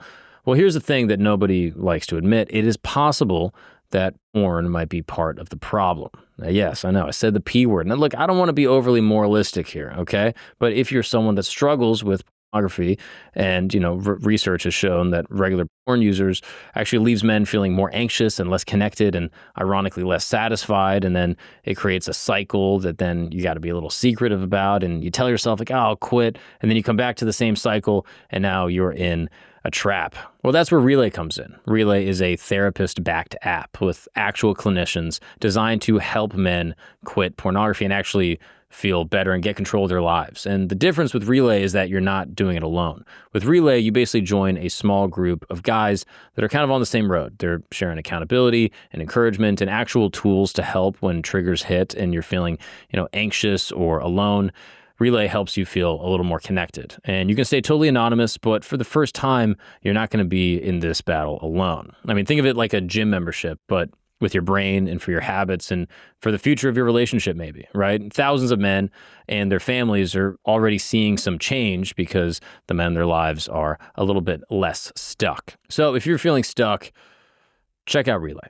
Don't wait another month to be the man that you want to be today. And you can break the cycle with Relay. So go ahead and use the code GAGNON, GAGNON, for a 7-day free trial if you feel like this thing has just got a grip on you that you're not able to let go. That is Join Relay, JOIN, Relay, RELAY.app, app/camp, and use the code GAGNON for a 7-day free trial. Don't put it off. Be the man you're supposed to be today. Now let's get back to the show. So De-Extinction to them, sorry, I didn't mean to interrupt. But, no, not at all. De-Extinction and the way I think Ben Lamb explained it on Rogan was that, if if it feels the ecological niche and the behavior of that animal on the landscape, and it does it. So putting hair on an Asian elephant and putting it in the tundra then makes it a mammoth to them. But really, it's just an Asian elephant with hair. But you could argue, is a mammoth just an elephant with hair because they're the same kind of species? Right. So I can see where it's kind of like a semantics thing. And if you're like a, like a genetic purist, you're like, no, it has to be this exact genome and this exact phenotype or whatever other type of technical terminology. And if it's not that, then it's not, a mammoth or it's not a direwolf. Whereas they would be like, well, if it's doing all the things and it looks the exact same and it hunts the exact same way, then it is. Yeah. So I can understand where the kind of gray comes from. Yeah, fully agree. The gray wolf in it. But, Exactly. It's that essentially, and it's a direwolf. It's a gray wolf that has what they said look like direwolves, and that they're supposed to act like direwolves. But direwolves, to my knowledge, lived more in like the lowlands and hunted larger game in North and South America. I think maybe just North America, but hunted larger game like bison and things like that. Bison antiquus was the ancient bison that lived here. Whereas they died out because gray wolves are more adaptable to higher latitudes and climates, and they can scavenge kind of like human camps and things like that. They're more Interesting. adaptable. They can move around a little more. Yeah, so with the changing climate and humans get to the Americas and start fucking everything up, More adaptable. gray wolves survived, dire wolves died out, but Clovis people would have interacted with dire wolves for sure. And I think because of that, and Game of Thrones, obviously, George R. R. Martin's a huge donor to the company. Was he really? Yeah, and I looked up like how he donated. It's through his like Native American charity or something. Like I looked up all the authors in the paper. It's very interesting. They might come kill me after this, but They're sick of direwolf on you. They're like, shut the Be like, oh, this isn't a direwolf, motherfucker. if they want to pay me to come see it, I'll call it a direwolf all day. But yeah, it's just so interesting because it came out, and as a scientist, like watching this stuff pan out, and I read the paper. I know someone on the paper. I'm like texting about it and stuff. The new like ABC News, Fox News, fucking ESPN even came out saying like the same exact phrasing of it's this. So really what it boils down to, I think they want to do more de-extinction stuff like this. The direwolf is catchy, trendy. You can watch the wolf pups grow up. It's a brilliant marketing campaign for whatever they're doing. There's also a media thing that happens, I think, with where like media and science converge. That like you'll have like a very nuanced paper from like a very prestigious, research lab that's like, we discovered a potential cure for this bizarre growth that happens in some humans. And then the news will be like, scientists cure cancer. Exactly. And you're like, all right, well, that's not what we said. We said that potentially, like, there's a ton of nuance within the scientific language that goes on in these papers that then the media just jumps on and runs with a narrative that sounds, catchy and clickable. So it's difficult to know exactly like where the onus lies as someone like me that's just a casual dude that likes, sick ass dogs. With no pun intended, I have no dog in the fight. But I am kind of like stoked that these guys are making sick animals. You know what I mean? Yeah, I here's the thing. If a mammoth comes out, I will want to see it. I will want to throw something into it. Like, right? I will want, they have to stop me. Yeah. But like, is it a mammoth or just an Asian elephant with hair? I don't know. But it turns into semantics of species, and Ben Lamb on Rogan did bring this up, and this is a point I argue. Aristotle argued it. Linnaeus argued it, and like all scientists today will argue, we don't know what species is. It's just like, and this is what they're using as the definition of it, which I agree with. But like, how much more dog is your dog than a wolf? Or how much more dog is your dog than whatever comes after? Mm-hmm. So how much more human am I than Neanderthal? And you can test that with DNA, and like I might have more Neanderthal DNA than someone down the block. I definitely have a ton. You think so? Dude, look at my eyebrows. Yeah, I mean, solid enough. Come on, you got dude. the hair. Yeah. Dude, look up the Geico caveman. Like that's just the picture of me on the thumbnail of this video. I thought that was the coolest commercial as a kid. I was like, I want to be that.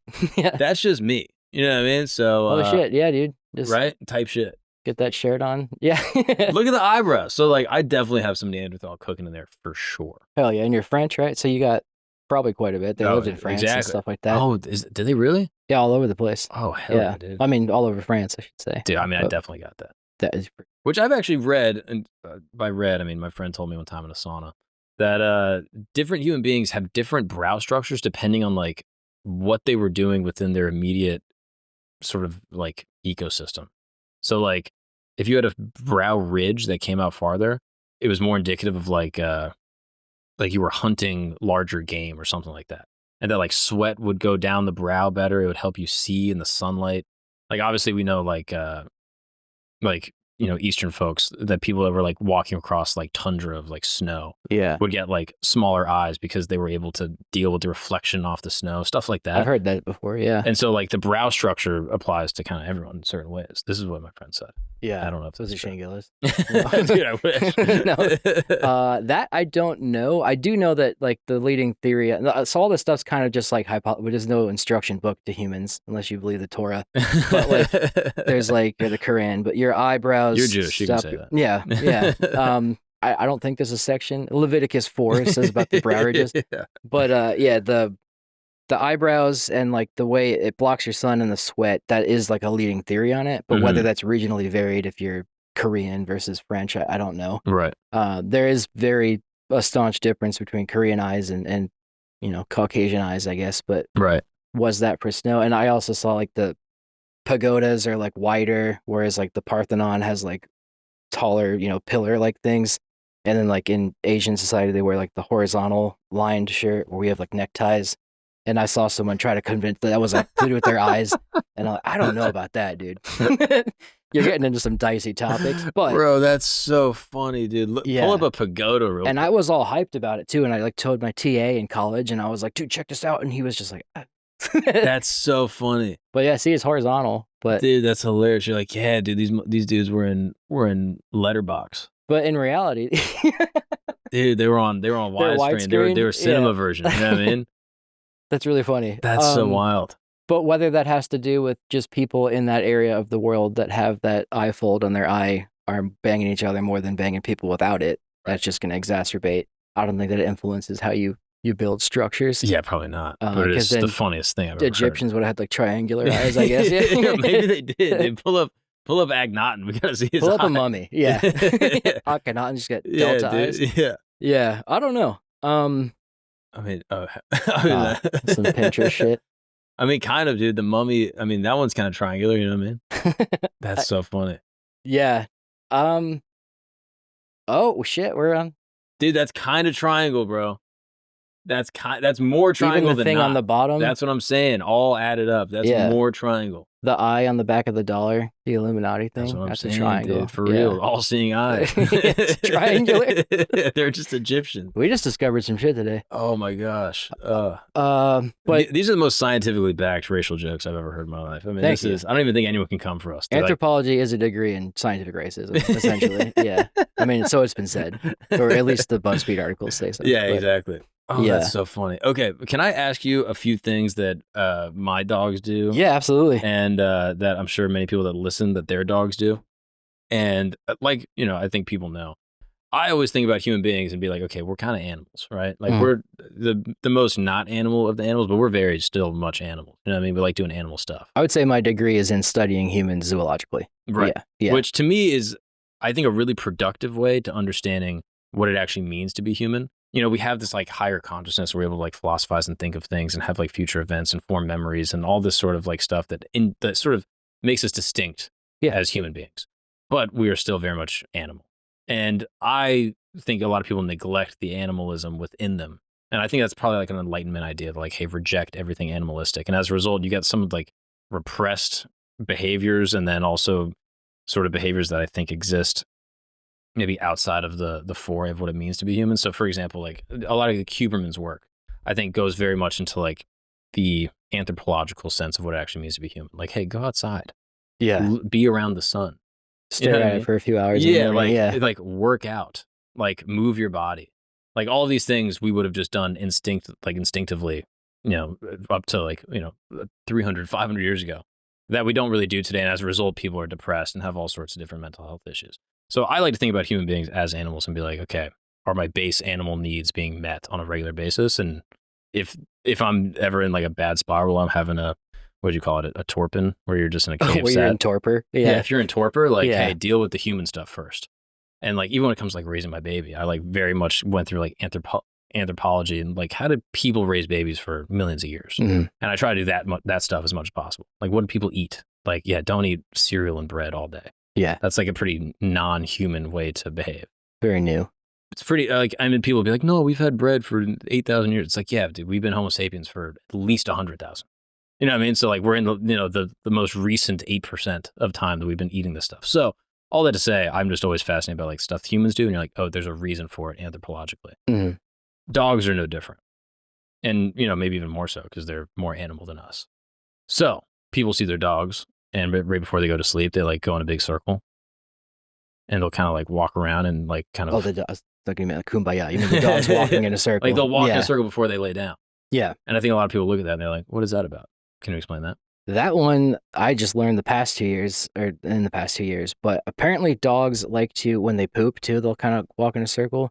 They like to turn and face magnetic north or something like that. Whoa. And for whatever reason, they do it. And like there was a study that, yeah, they do somehow, or kind of like pigeons are able to determine magnetic north and south. I don't know why they poop in that, or like circle and poop that way, or do that when they're sleeping. It's for magnetic north? Apparently. It might be magnetic east or south or something like that, but it's a magnetic direction. I thought it was for just flattening grass. That's the theory I heard. It was like, yeah, you circle around flatten grass and stuff. The magnetic version sounds way sicker to me. Yeah, I don't know why they do it. I do know when they do the paw thing on the ground. I thought they were trying, because my dog's like retarded when he was sorry, can we say that on here? But, yeah, you're extra required. Okay, yeah, cool. Yeah. One per thing. He like will kick the dirt and where he would miss and not get this shit like behind him. Mm-hmm. But really what they're doing is rubbing their scent on the ground to mark. Their poop kind of has more of a scent than that to me, but for whatever reason they do that. Interesting. And all these little like wolf quirks are still in dogs, which is like really funny. Right. Yeah. What other quirks do you find that like an average person's dog has that's very wolf-like? I mean, just we're in Williamsburg. There's tons of. I used to live in Park Slope, so I've seen quite a bit of it. But the rescue dog fad, like it's kind of thing. Like you just have a lot of dogs have. This is something that not to tinfoil hat it, but like people just don't like to talk about it because it's unpolite to say like some dogs just have inherent aggression issues. I think. Mm-hmm. But I think we'd all be a better place if we just accepted that some dogs just bite. Some dogs, that's what they're bred to do. And like my dog was very, he kind of went crazy towards the end, so I had to put him down. But like he's just very mouthy. Mm-hmm. And like he explores the world that way. Your kid probably explores the world with his mouth quite a bit. I'm not going to make a Jeffrey Epstein joke, but kids on the island exploring their mouth. But it's a very like, that's just how they interact. That's like their utensil or their prehensile tail and hands. They use their mouth. Mm-hmm. So some dogs are just going to do that more. And you can't just, because there's the whole fad of like, you can't say no to your dog or whatever, that kind of parenting style. Mm-hmm. You sometimes have to say no to you can't bite a child. Like you can't do this stuff. So I think a lot of people try to, and I've seen this so much. Some of the craziest people on the internet are dog people. Yeah. And like force-free people or all these different trainers. And like that has merit. It's like, I think that's a good way to do it. There's other kinds of training. 2, I think shocking your dog when they do something bad is probably not the best way to go about it if you don't know what you're doing. Yeah. But all that to say, some dogs bite because they're wolves. It's just they're genetically 99.99% a wolf. And they might not be trying to tear something apart, but the way they interface with the world is through nipping at stuff. Yeah. And if there's your hand, a little kid's hand, whatever, mm-hmm. they might nip at it. And you'll break skin, you'll hurt the kid, you'll scare the kid potentially. If it's on their face, you could disfigure them in some, moderate to severe way. And they might not be trying to murder that thing. Obviously, in some cases, dogs are trying to kill. Yeah. But oftentimes, they're just trying to understand the world, and they do it with their mouths. Mm-hmm. And that results in people getting bit. Yeah. And they'll vocalize, too, and growl, like, don't come near me. That's, like, just dogs being the wolf social traits that's still there. So like just work around it. And like, if your dog's going to be like that, don't bring him around kids. Like I can't train my dog to be better around kids. I just like I knew he growled at kids. He was scared of them because they're unpredictable behavior. Right. Just, best to not bring him around it. So that's a wolf beat. That's more of a deep one, I guess. But in terms of other, I think that's just a good point in general. I got a friend down in Florida that's a alligator trainer. Mm-hmm. And he trains gators. And he like will rescue them, and then like if they're is it Gator Boy Chris? Gator Boy Chris, you know him? Yeah, absolutely. We're buds. No way. Yeah, well, I mean like Instagram buds. Yeah, we went down to South Florida and we like swam with his gator. Shit. I forget the name. It was beautiful baby girl. But he was like, yeah, when you get in the water with the gator, this gator is not aggressive. It was raised in captivity. It won't try to kill you. It's well fed. She's doing great. I'll still get a pass. But if you, he's like, watch this. And like the gator will have its mouth open and he'll just like smack the water and the mouth will just shut. And he's like, the gator's not making a cognitive decision to be like, I'm going to eat that thing. He's like, it's just in their brain. Like in the way that like you bang on someone's knee and their leg goes forward. Or like a reflex. Like you fake punch on them and they'll flinch. Like it's just a reflex that's built into gators. Like something hits the water, their mouth shuts. So he's like, yeah, just don't be around the gator and do any erratic movements because it might just do gator stuff, which means their mouth shuts. And that's just encoded in their DNA over millions of years. And it's just what it is. And I kind of view dogs in the similar way. We're like, yeah, I think there's dogs that are like so nice and you can play with them and like they have never shown any version of aggression at all. But probably with any dog, you could put them in a situation where they're a high stress environment and they're anxious and maybe there's some type of pattern of, you know, sort of like, I don't know, like ownership that's not perfect where like they maybe like instill bad behaviors or reinforce negative traits. And that dog could nip at someone. Even the nicest dog in the world could have a bad moment. And I just keep that in mind anytime like my little baby's near a dog. I'm like, all right, even if you tell me it's the nicest dog in the world, I'll probably just keep my kid away. You know what I mean? Because I just recognize that this is an animal, you know? And like, I don't know, human beings are the same way. It's like if a little kid scares you and like grabs your ankle, like you might flick your leg and kick him. You know what I mean? Like, yeah. Like it's just a reflex. Like the if you're Austin out, Powers scene. yeah, exactly.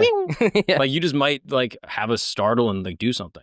And like we don't say like, oh, human beings are just going to be inherently violent. It's like, no, you just have an animalistic reflex that does something, and dogs have a little bit more of that animalism in them, so therefore they sometimes nip. Yeah, because they're legitimately animals. Yeah. So, yeah. No, I mean, I think that's right on the money, because there's some dogs are just, this is where it starts to bug me. Some dogs are very, like, you breed a German Shepherd to be obedient. You breed a Dachshund's meant to, like, go into burrows to get badgers out of it and stuff. Or you breed a lab to be a family-friendly dog. Right. You have other dog breeds that were bred to fight. German Shepherds, for example, too, are like bred to protect, and they're police dogs and stuff. They're going to do that. So you can't just say like, well, no, that's not going to happen. Like, that's, dude, I had a friend that worked for the U.S. Marshal, and they would go bust dog fighting rings, like in the U.S., and would go to like different spots where they were fighting dogs and they were breeding dogs to fight them, and they've been breeding these dogs for like 60 years. And in 60 years, you can get a few generations of dogs in there. You know what I mean? Yeah. And as a result, like they would go rescue these dogs from these dog fighting rings. These dogs are proper victims. Like they are being like Michael victims. Yeah, Michael victims. Yeah. Come on, give me some of that. Thank you, dude. They I are do stand up sometimes. Yeah. They are. See them on the road. You'd be in Nashville. I mean, you do have dates coming up? I mean, in Nashville at least, right? I wish I did, but yeah. See me at Third Coast and Zanies, I guess. A lot of dog humor. Yeah. Love that. Yeah. But yeah, like they would rescue these dogs and they would be like, yeah, we can't rehouse them. Because not only were these dogs raised in a violent, high stress environment where they're bred to fight, but it's possible, like epigenetically, that their offspring will also be prone to aggression because they're literally from a family generationally. Yeah. Just born to kill. Right. And it's like, yeah, like if you're going to rehouse these dogs, you need to do it very specifically. With someone who knows what they're doing. Like you can't just put them at the ASPCA and be like, yeah, you know, great with kids. Because I've seen some massacres at Prospect Park. Like, or not massacre, it wasn't bloody, but just like, oh, it gets you're crazy. not controlling your dog because it's a fad to just get a dog from the pound. There's a reason it's there. Like, yeah. And this isn't anything to denigrate, rescuing dogs. I think it's a great thing to do. And I would say probably the vast majority are generally fine. Yeah. But there is a chance you're dealing with a dog that could have either a prior history in its life where it was abused and then has aggressive behavior. Yeah. Or comes from a lineage of fighting dogs that kill. Exactly. It could happen. And to your point, too, a phrase I always try to say, too, is it's the breeder, not the breed. Yeah. So, like, you can have amazing German Shepherds. I've met many pit bulls who are amazing. Two of the dogs I have been bit by happened to be pit bulls, I should say. It's not because of the breed by any means. It's just they're from a line that is bred for that, or that's just in them still. Right. And if they're not raised really carefully, yeah, they can have that tendency. And then they also have the strength. You know what I mean? Yeah. Like, there's a lot of like little yippy dogs that might bite, but like they don't do any damage. You know what I mean? No. Whereas like some of the most misbehaved dogs are the little ones. Always, right? Because you don't really need to, you know? Whereas like if a Doberman wants to get at you, they'll fuck you up. You gotta be careful. You know what I mean? Yeah. Like, They also just look scary. Dobermans are huge, dude. I mean, like, of the dogs, like, they might not be the biggest, that whatever, but like, you just look at a Doberman and you're like, that motherfucker will kill you. I'm not entirely sure what they were bred for, but I imagine some Just being scary. Yeah, they just look intimidating. Don't they look intimidating? Like, they're They just have like bat ears. I mean, that thing will f you up. Yeah. I don't know. Like, I love like Burmese mountain dogs. Those are big too. They're massive. Yeah. They might be more dangerous. I don't know. They might be like, if both of them wanted to kill you, I don't know which one would kill you first.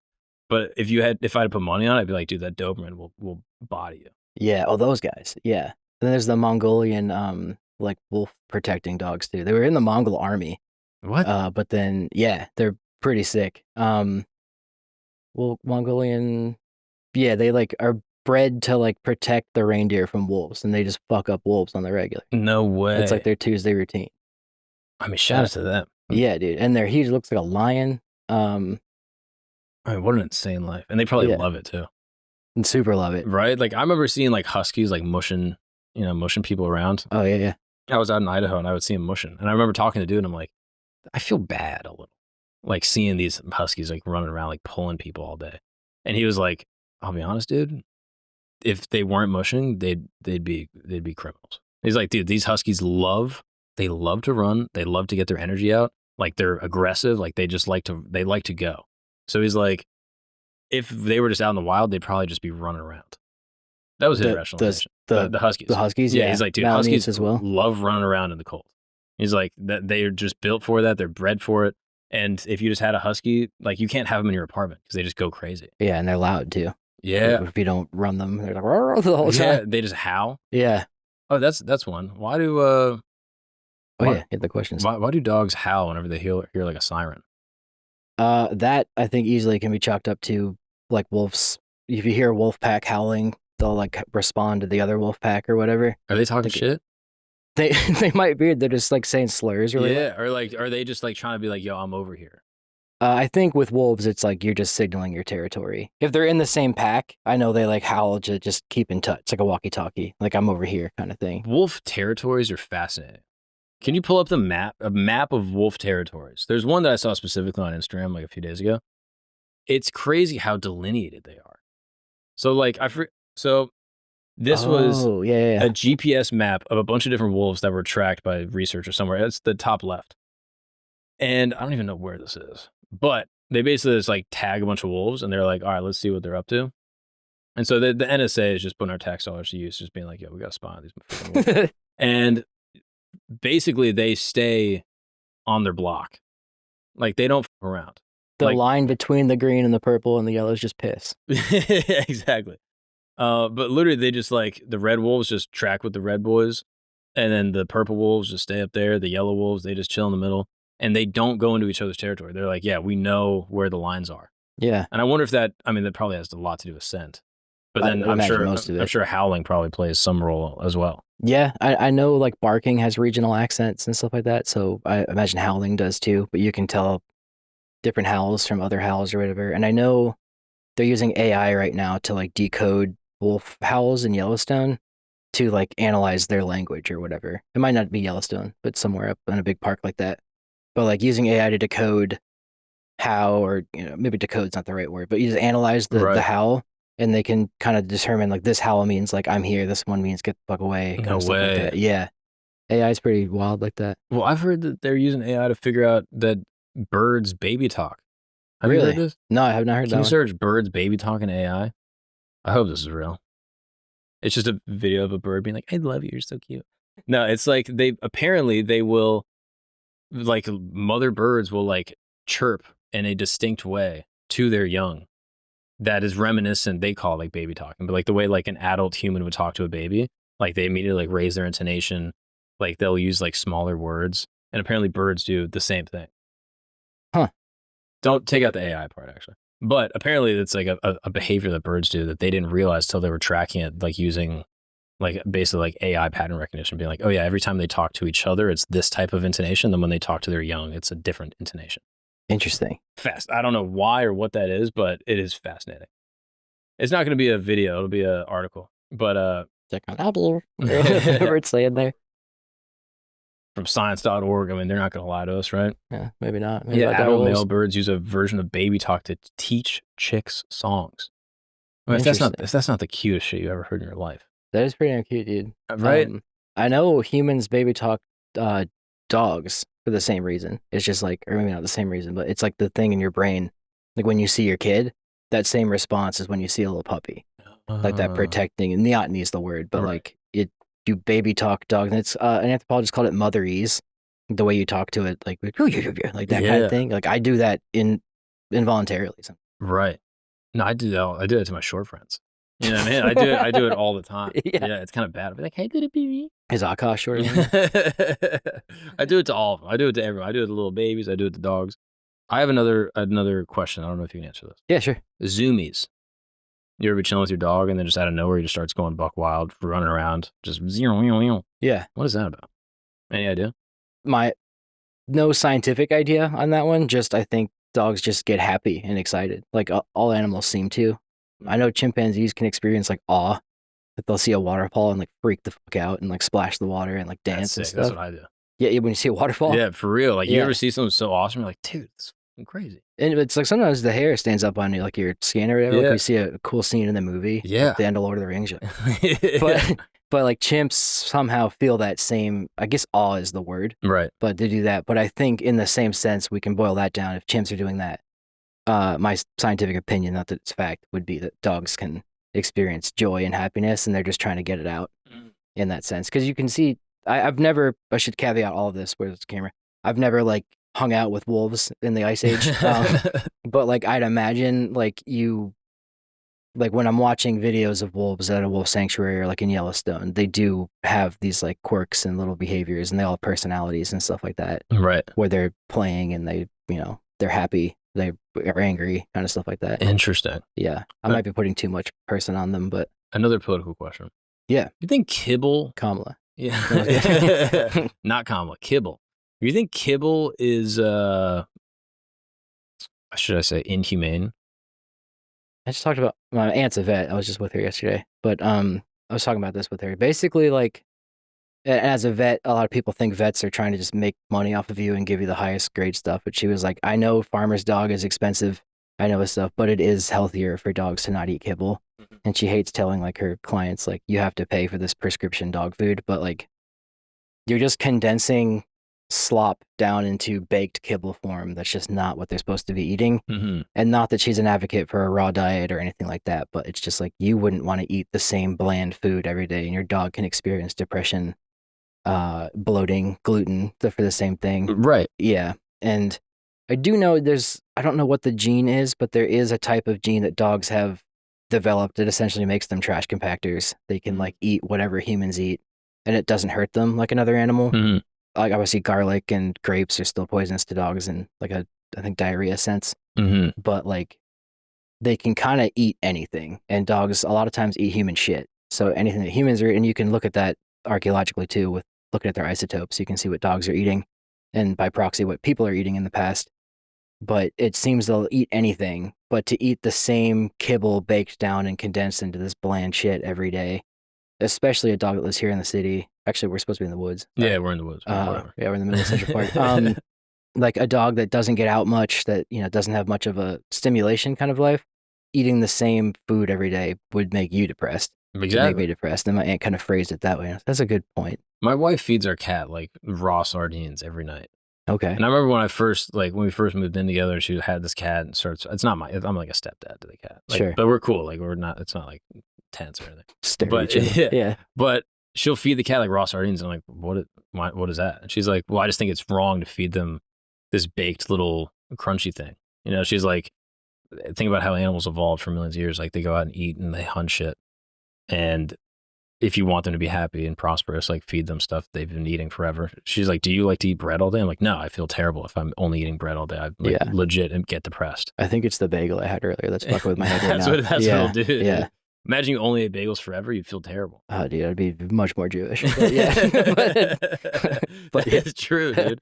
Maybe that's what it is. All my Jewish friends with like sinus issues and they have allergies. I'm like, dude, it's all the bagels. It's just it's inflammation. The pure gluten you're eating. But I'm like, it makes sense though, right? Like, I think we should probably be eating more what we've been eating for the majority of time that we've been on the planet. And I feel like other animals are the same way. Yeah. You know, again, I'm not someone out here being like, yeah, buy, you know, $150 dog food. Right. Like maybe throw in like some chicken nuggets every now and again. Something, yeah. you know? Something with meat that's not just kibble. Yeah, I would agree. Yeah. It's just a thing I never really thought about until my wife brought it up and I was like, oh, that's fascinating. Yeah. Yeah, makes sense to me. My cat ate tuna a lot. I never tried sardines, but it is funny because the first time we gave the cat sardines, they're like human grade sardines. She just buys them from Whole Foods. Like just the King Oscar brand or whatever? Yeah, just like in a can. Yeah. And she was like, do you want to try it? And I was like, that's cat food. She's like, no, it's not. It's human. I just give it to the cat. Yeah. And I was like, all right, fine, I'll try it. So like I got a fork and like fed the cat her sardine. And then I got a different fork for me. And she's like, why'd you switch the forks? And I was like, because that's the cat's fork. Yeah, I don't know. It just got so in my head. I was like, no, this is the cat's fork. That's the cat sardine. This is the human sardine. And they're different. Yeah. And I think that's just my human ego being like, dude, you can't eat what cats eat. I'm the same way. Like I'll wash my hands between feeding the dog and feeding me, but it's all the same. Same move. Yeah, same food, yeah. You know? Yeah. Have you tried sardines yourself? Well, you just did. Yeah. And like out of the can, they're fine. Yeah. You go to a nice Italian restaurant. And try them there. They cut you up a little salad, throw some beanies in there. You're kind of having it. You're feasting. Nice. I used them when I was like doing field work, and it's actually pretty good when you're really hungry. Dude, a little canned mackerel. That's where they get the mackerel. Dude, like canned mackerel actually slaps. Yeah. And they come in a can. Like I could prep. I could live out there. Okay. Why do dogs sniff each other's butts? Yeah. So there's like, I don't know who explained this to me or if I came up with it myself, but I think someone explained it to me. But the way wolves or dogs see the world, like it's through their nose or whatever. Do we get the mirror test stuff in it? It's called mirror. Or I can go back to the mirror test and talk about it if we didn't. Yeah, let's just take it from the mirror test. What is it's mirror like? Yeah, like looking in a mirror. Oh, right. Yeah. So the mirror test is essentially it's a test of sentience in an animal. So primates can see it, the orangutan can see it, and it's like they'll put the red marker on its face and it can see that in the mirror and it knows like, oh, this is me in the mirror. Elephants can do it, magpies can do it, dolphins can do it. But for a while they weren't sure if dogs or cats could do it because when they look in a mirror they don't see it. Sometimes they get aggressive. They do. Cats will like do that little Halloween cat thing. Yeah. For whatever reason, no one thought like, oh, they used smell to see their world. So they did that, and a dog can test its own or understand its own scent, and not that it's like I think therefore I am, it can pass the ACT, but it can it understands this is me versus a different dog, right? And it can't exactly see itself in the mirror. My dog never cared, but it can smell itself in the smelling mirror, so to speak. So to answer your butthole question, dogs, when they see a person, like if you think of how hot and smelly your armpits are and your crotches, and why dogs love crotches too. Yeah, that shit's embarrassing. It's gross. Shout out, Squatch or whatever you're sponsored by. But there's like a cloud, kind of like those wolf heat maps you were just looking at, like a cloud of gas hanging out here that they either can see or they just sense it and they want to go right for that.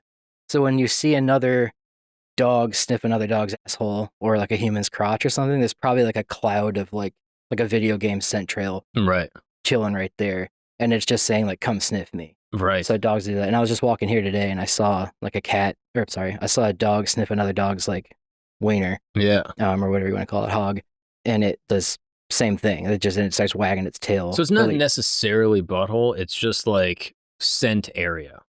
Yeah, I think because butthole's the most readily available. You don't have to like dip your nose down to. That's where that's where your sort of like smell signature is.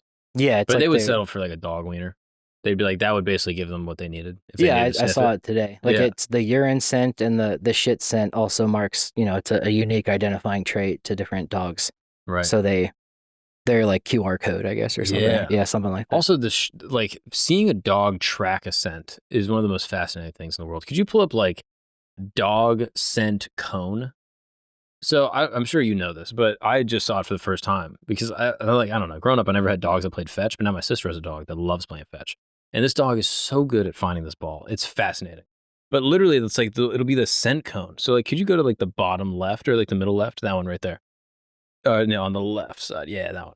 Like literally, we'll throw the ball in the yard, and the tiny little tennis ball lost in the grass, and this little dumb dog will just track back and forth in like a cone basically, just going from where they started, going like like all the way up, and will find the ball every single time. And basically to the idea that they are creating a map of the world through like this conical scent shape that they interface with everything with, and they're able to track stuff down in a remarkable way. We even had like a canine trainer come to my school when I was a kid, and did this thing where he threw a quarter in the middle of the football field, and the German Shepherd found the quarter so far away amongst a bunch of other stuff that he just threw out there. It was able to find this specific quarter, be like, hey, sniff this, throw it, wait like a 5-minute presentation, and then was like, get, and then found the quarter immediately. I was like, that is just so fascinating. But literally was using that same conical like tracking shape to find it. I had no idea it was a cone structure. That's my dad told me that. And like normally your dad tells you some shit and you're like, hey, come on. Yeah. But he was like, no, it's a cone. I looked it up, and like you can see, like you can look at the way they're tracking. It's literally a cone. It's fascinating. Huh. Okay. I have a couple other ones. Yeah. Dogs eating grass. You know what that's about? From the veterinary standpoint, I can't say professionally, but I'll look on the camera. But the in terms of like, I think it stops their like they have an acidic problem in their stomach, or they have an upset stomach. They know chewing grass for whatever reason, or eating grass like fills their stomach up quicker or something like that. Pacifies the Something acidic like that. stomach pain. Whether it's like a Pepto like effect, or if it's like they want to eat something that makes their stop feeling sick. Mm-hmm. I'm not sure, but I do know it has something to do with that, because it's when their stomach starts to feel bad, they'll eat grass. Well, on that same topic, you mentioned this briefly before. Dogs, as we know through domestication, come as like scavengers. Yeah. They're eating kind of random stuff out in the woods. But for some reason, there's certain things that they just can't eat.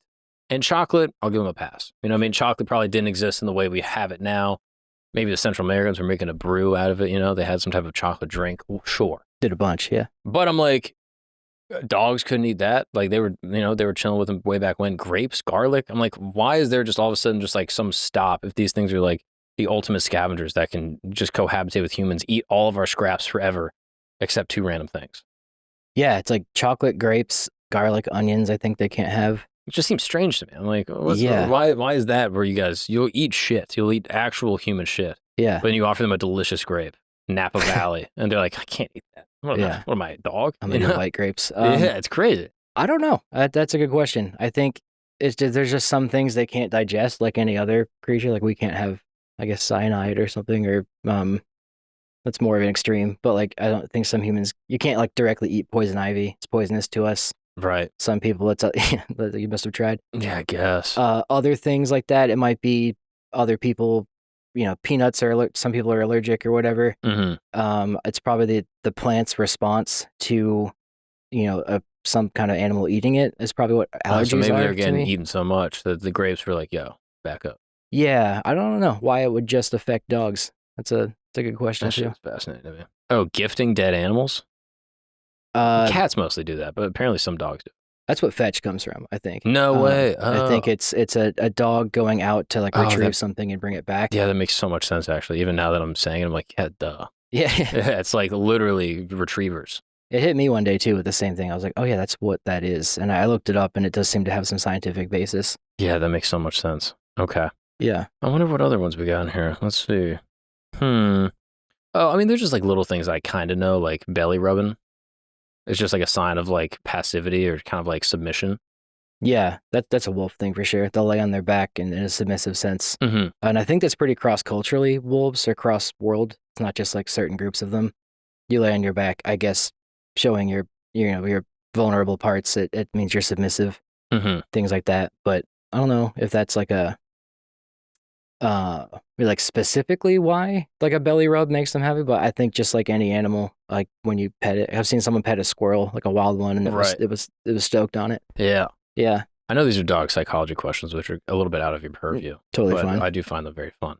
One thing that I've asked people that I always get mixed answers on, showing teeth. Mm-hmm.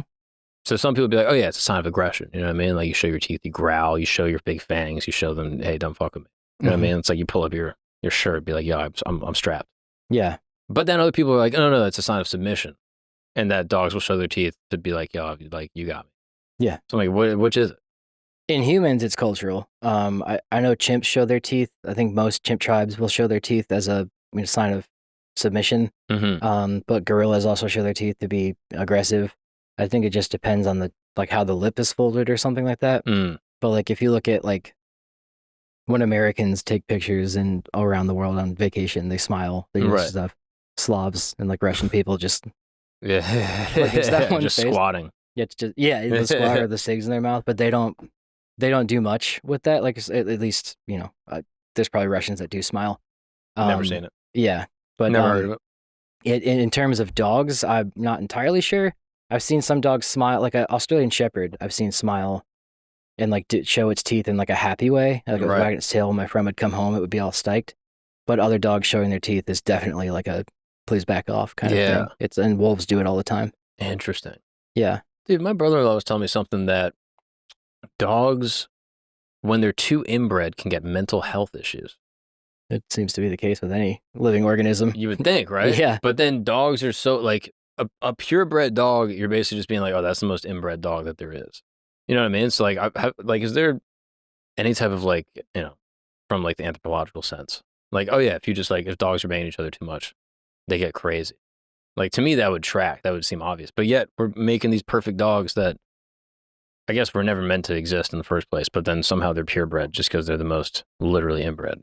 Yeah. I mean, domestication syndrome in itself, when you're breeding a dog constantly or an animal constantly to be more docile and into its, domestic form, there's a lot of inbreeding going on there, I imagine. And there must be adverse effects. You know what I mean? Like teeth crowding, I'm sure, has some type of issues. Teeth crowding, especially with like the more modern breeds, like the long wiener dogs, like always have spinal issues. Right. Pugs can't like breathe, basically. I mean, I think like bulldogs can't be born naturally. Really, you have to like pull them out. Can you Google that? Like, yeah, I think like I forget exactly what it is. My wife's a midwife. She's gonna be so mad. I forgot this term. But basically, like the cranium to pelvis ratio is just scientifically and biologically impossible. Or something like that. That is crazy. Okay, most modern bulldogs cannot be born naturally. They're mostly done C-section, which is hilarious. Dude, you gotta take them out the moonroof. That's wild. I'd never heard it called that. Yeah, dude. But yeah, apparently 90% of English bulldogs are born C-section, which just seems like, dude, at a certain point, again, I think bulldogs are so cute, but it's like, yeah, it's getting a little wild.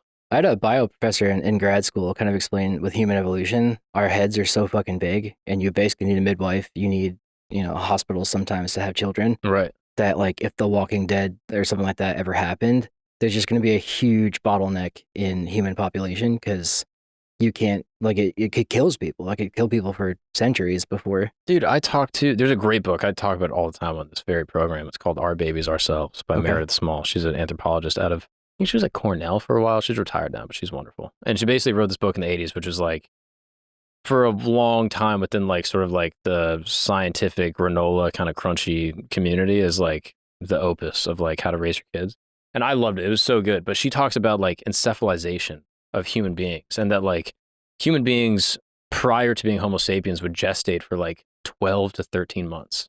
Really? Or something like that. I didn't know that. And because our brains got so big, because we got smarter, and our pelvises didn't necessarily get big in kind, we're born, all of us, premature at 9 months.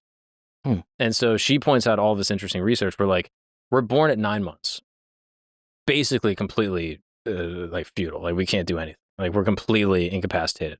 And then right around 3 months, there's a massive leap in cognition.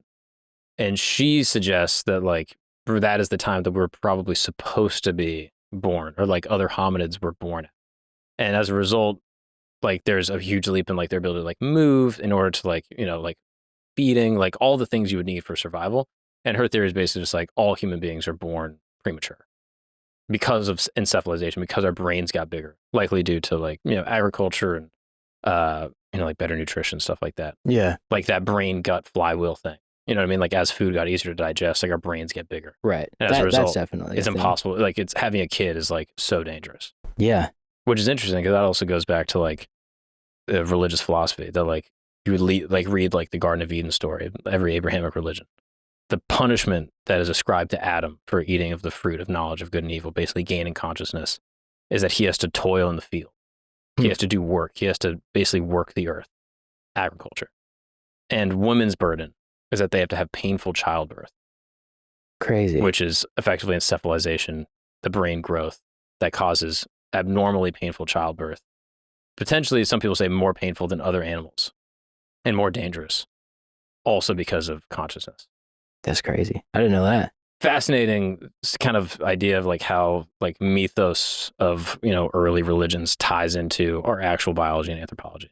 Yeah. The punishments given to them is basically their fault for gaining consciousness and like sentience in some type of form. That's wild, man. Right? In Aztec The Bible's mythology, true is what I'm saying. yeah, for sure. The Aztec pantheon mythology too. Like if you die as a warrior or in battle, you go live with the sun god, Huitzilopochtli. But also if you die giving birth, because they consider it a form of warfare. Whoa. Because like it's just so fucking harrowing. I mean, to, it like, have a is, child. dude. I mean, I haven't seen saw it my firsthand, wife but- give birth to our baby in our apartment. Was it in your apartment? Yeah. That's wild. And everyone's always like, on purpose? In like a tub Yes, or on like purpose. It wasn't like a timing issue. And no, not a tub. I mean, tubs are like not atypical, but my wife for whatever reason was like, I don't want to do a tub. Sometimes tubs can actually be tough because they actually slow down birth because like you don't have gravity actually pushing on the cervix as it would, without a tub. Yeah. I think Russians use ice baths. Yeah, But- probably. Something like that. That's an actual thing. Some people will do what they call, I forget what it's called. It's like free birthing or something, where they try to have babies in like the ocean. Whoa.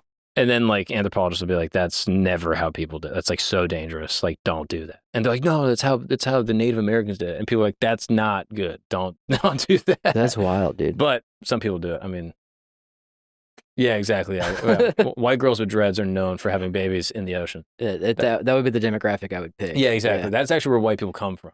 It's just on the sandy shores of Malibu. I was born from the sea. Yeah, exactly.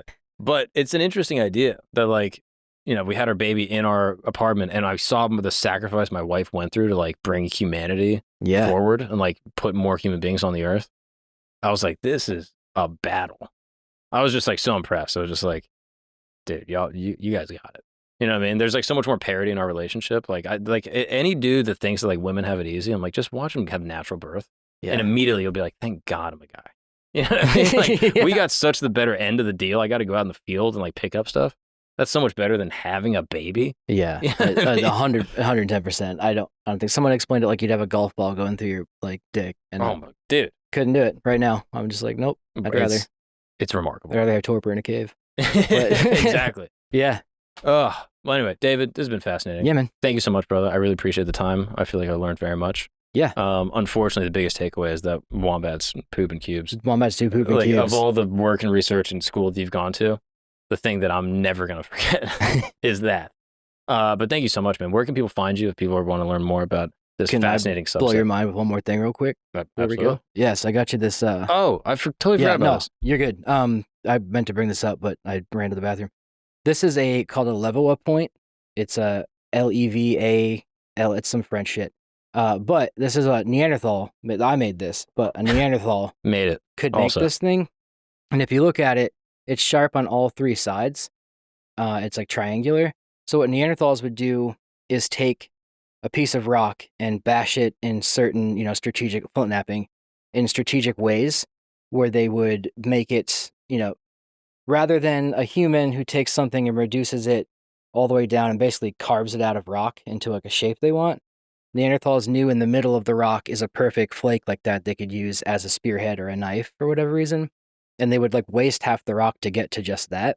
And they use some of the other stuff too. But one thing I always tell people when, about anthropology is like a non-human made that. So you really have to think like, what were they? How intelligent were they? Because if I handed you a rock or Donnie did, you wouldn't. I wouldn't know what to do. I'm Yeah. dumber than a Neanderthal. That should be a Jeff Foxworthy show. Like, are you smarter than a Neanderthal? That would be fire. That's like a pretty good And show. the answer is probably not. Yeah, no, and that's I would the need thing. a long time out there to figure this shit out. They would strap it to a stick, and like it seems they only use thrusting spears on like rhinos and mammoths for whatever reason. They Mhm. also loved eating turtles. Not sure why. Just easy enough to get, I guess. Yeah, I mean, they're traditionally slow. Yeah, I've heard the stories. I like turtles. Yeah. But there's that. So I just always try to tell people like that's how a non-human made that tool. Oh, I mean, think about do, Homo but- floresiensis in that way. Like, The little guy. yeah, they were seafaring, I think. I think they might have can you just Google that? walked through a land bridge, but at some point they would have had to hop on a little boat, I think. That's Or what on a someone log. told me. I forget who it was. Can you search Homo floresiensis seafaring? But the idea that like these little dudes of the I mean, related to us in some capacity, you know what I mean? Some type of genetic cousin or something. Yeah. Can you pull up an image? They're like a mutant Homo erectus. I think all humans are mutant Homo erectus at this point, but this is like a very small island version of a or Homo search erectus. like tools. You know, Gabe's horny ass almost clicked on the naked one. Did you fucking freak? The Homo floresiosi. Yeah.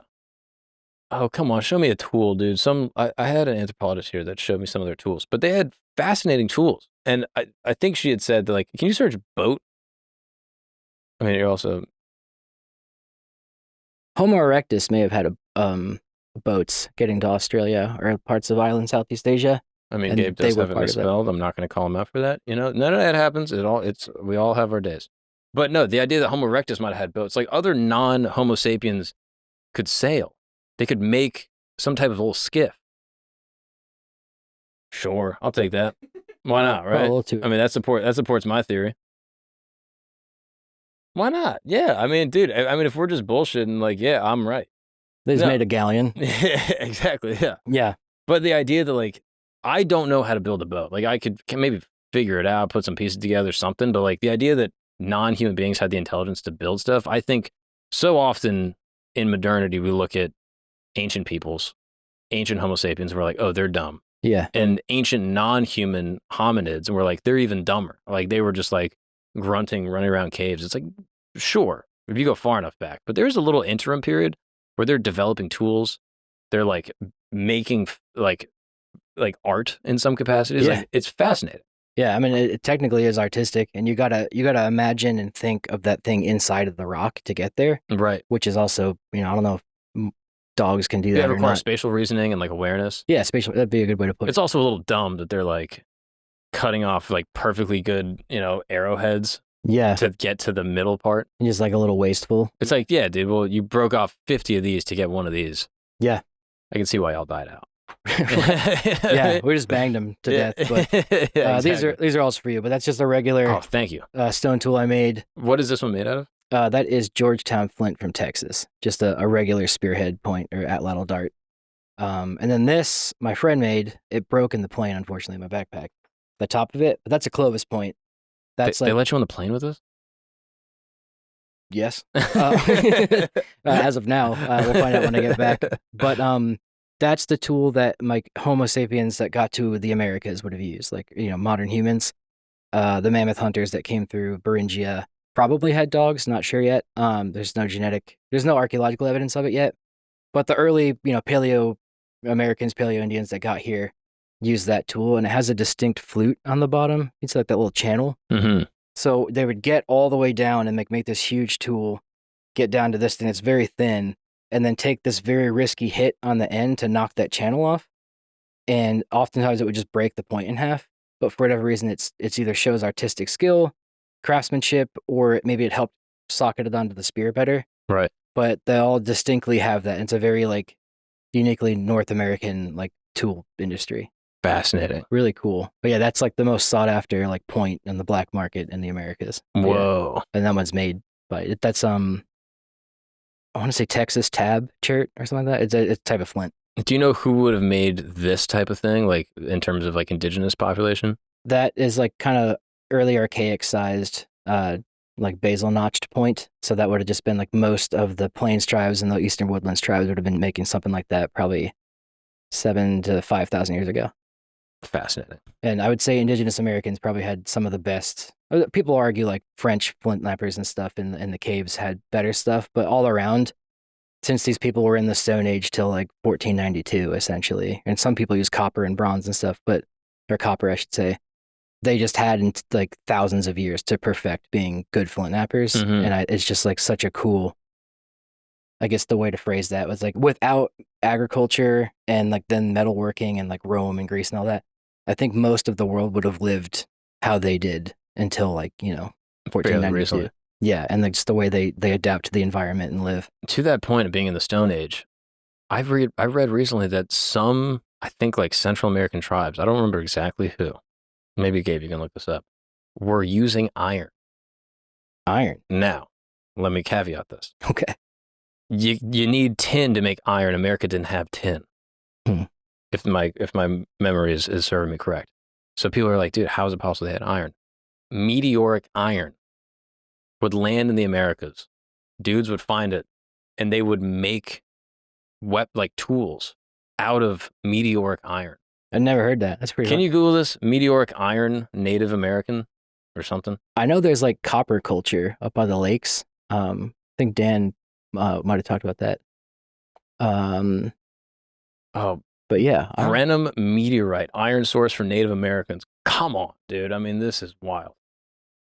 So they would just find a meteor from the gods, from Quetzalcoatl or whoever. Whoever, the serpent god. And then they would just start making shit out of it. And they would, there's images of the stuff they actually made. Like, some of it was like traditional, like beading and artwork. And then I'm pretty sure it was like potentially weapons. And people don't know if they were actually used or if they were just like ceremonial. Yeah, because it was so rare. Yeah. But like, people are like, yeah, dude, they technically had iron. Huh. Big technicality. Sure. I mean, not like a whole industry out of it, but I mean, that's pretty sick. I don't know if that's it. But all that to say, pretty fascinating. Very fascinating. Thanks for having me, dude. Of course, but thank you so much for these. I mean, can I keep those? Yeah, absolutely. Sorry it broke in transit. Dude, not at all. I mean, I'm glad you didn't get jammed up in TSA. Yeah. But also, they probably let you go through. You know what I mean? They're like, dude, we got hijacked by a Native American. Yeah. Yeah, if that happens, you deserve it. Dude. Worst people to hijack, I guess, but the French. Dude, yeah, giant bird. Yeah, man. And then one other thing I want to tell you, you're not to kiss ass by any means, but no, please do. When Donnie was like, you should do his pod, I looked you up and I had seen you on Flagrant, but I didn't know you had your own thing. You are a very good YouTuber. Like, thank you, brother. In the way, I appreciate you saying that. Your style, yeah, it's just real good. And one thing I would love, like, science has a lot of issues, like with dogma and like how we communicate it. But if I can get more scientists to do like YouTuber format type stuff, or like even do like a lecture as a special, I think it'd be cool. But the way you present information, I can tell you have a genuine interest in stuff. It's very cool. So I've enjoyed doing this. I appreciate you saying that, man. No, I mean, I genuinely am inspired, and I watch guys like you and people that make scientific YouTube content, and yeah, I absorb and consume a lot of that. And the people that do it really well are like my favorite, and I think are like a genuine boon for society. The fact that all this information is democratized and people can access it for free. It's like overwhelming, the amount you can get. It's remarkable. It's like truly amazing. I love that a lot of it is like verbal, because my theory, going back to on some anthropology vibes, I almost view books as a deviation from like the human process of transferring information. You know what I mean? Like, I mean, written like language in some form has existed like a few thousand years. You got like cuneiform tablets from Sumeria or something. So for most of human history, we've just been transferring information through words, actual like interface with human beings, sharing ideas, passing on information to people, asking questions. Yeah. And then you have books, which is great. But then all the early books are written in dialogues. Like, they're literally written as a podcast. Yeah, kind of. You know what I mean? It's just a podcast. It's just Plato being like, I said this dude said this, and I was like, actually, bro, it's this. And that's just like all these early like Platonic scribes. And then you have books that kind of like just kind of put things into like prose. And now we come back to people like you making content on YouTube and Instagram, and other people like you that, make interesting videos with actual expertise. And I'm like, oh, we're back. You know what I mean? Like, we're back to the way human beings are like, have always transferred information. So, I think, yeah, that's a good point. And it's all just stems from cave art on the walls and stuff like that. Just saying like, I was here kind of thing. Oh, which also sick. I didn't even realize that's Thanks, that's so far. Like, oh, I know we got to go, but this one was made, I had this bone poked into me. No way. And then this part here was done with stone. Like, it wasn't those ones, but something similar. And then he smeared it in. Syphilis on it? But yeah, I was actually going to put my dog's ashes in it, but I forgot them. No. And it was like, well, fuck it. And it was an 8-hour session, just like. How painful? Poking it in. Not painful at all, man. Really? Like, in terms of the machine, it like really buzzes you. But like the bone poke was just so simple. Let's take this off rather than put it back on. Would you ever get scarred?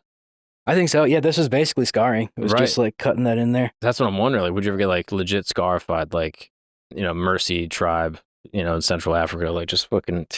I think I would, man. I'm meeting up with my friend on Tuesdays at Archaeology Inc. is his Instagram or whatever.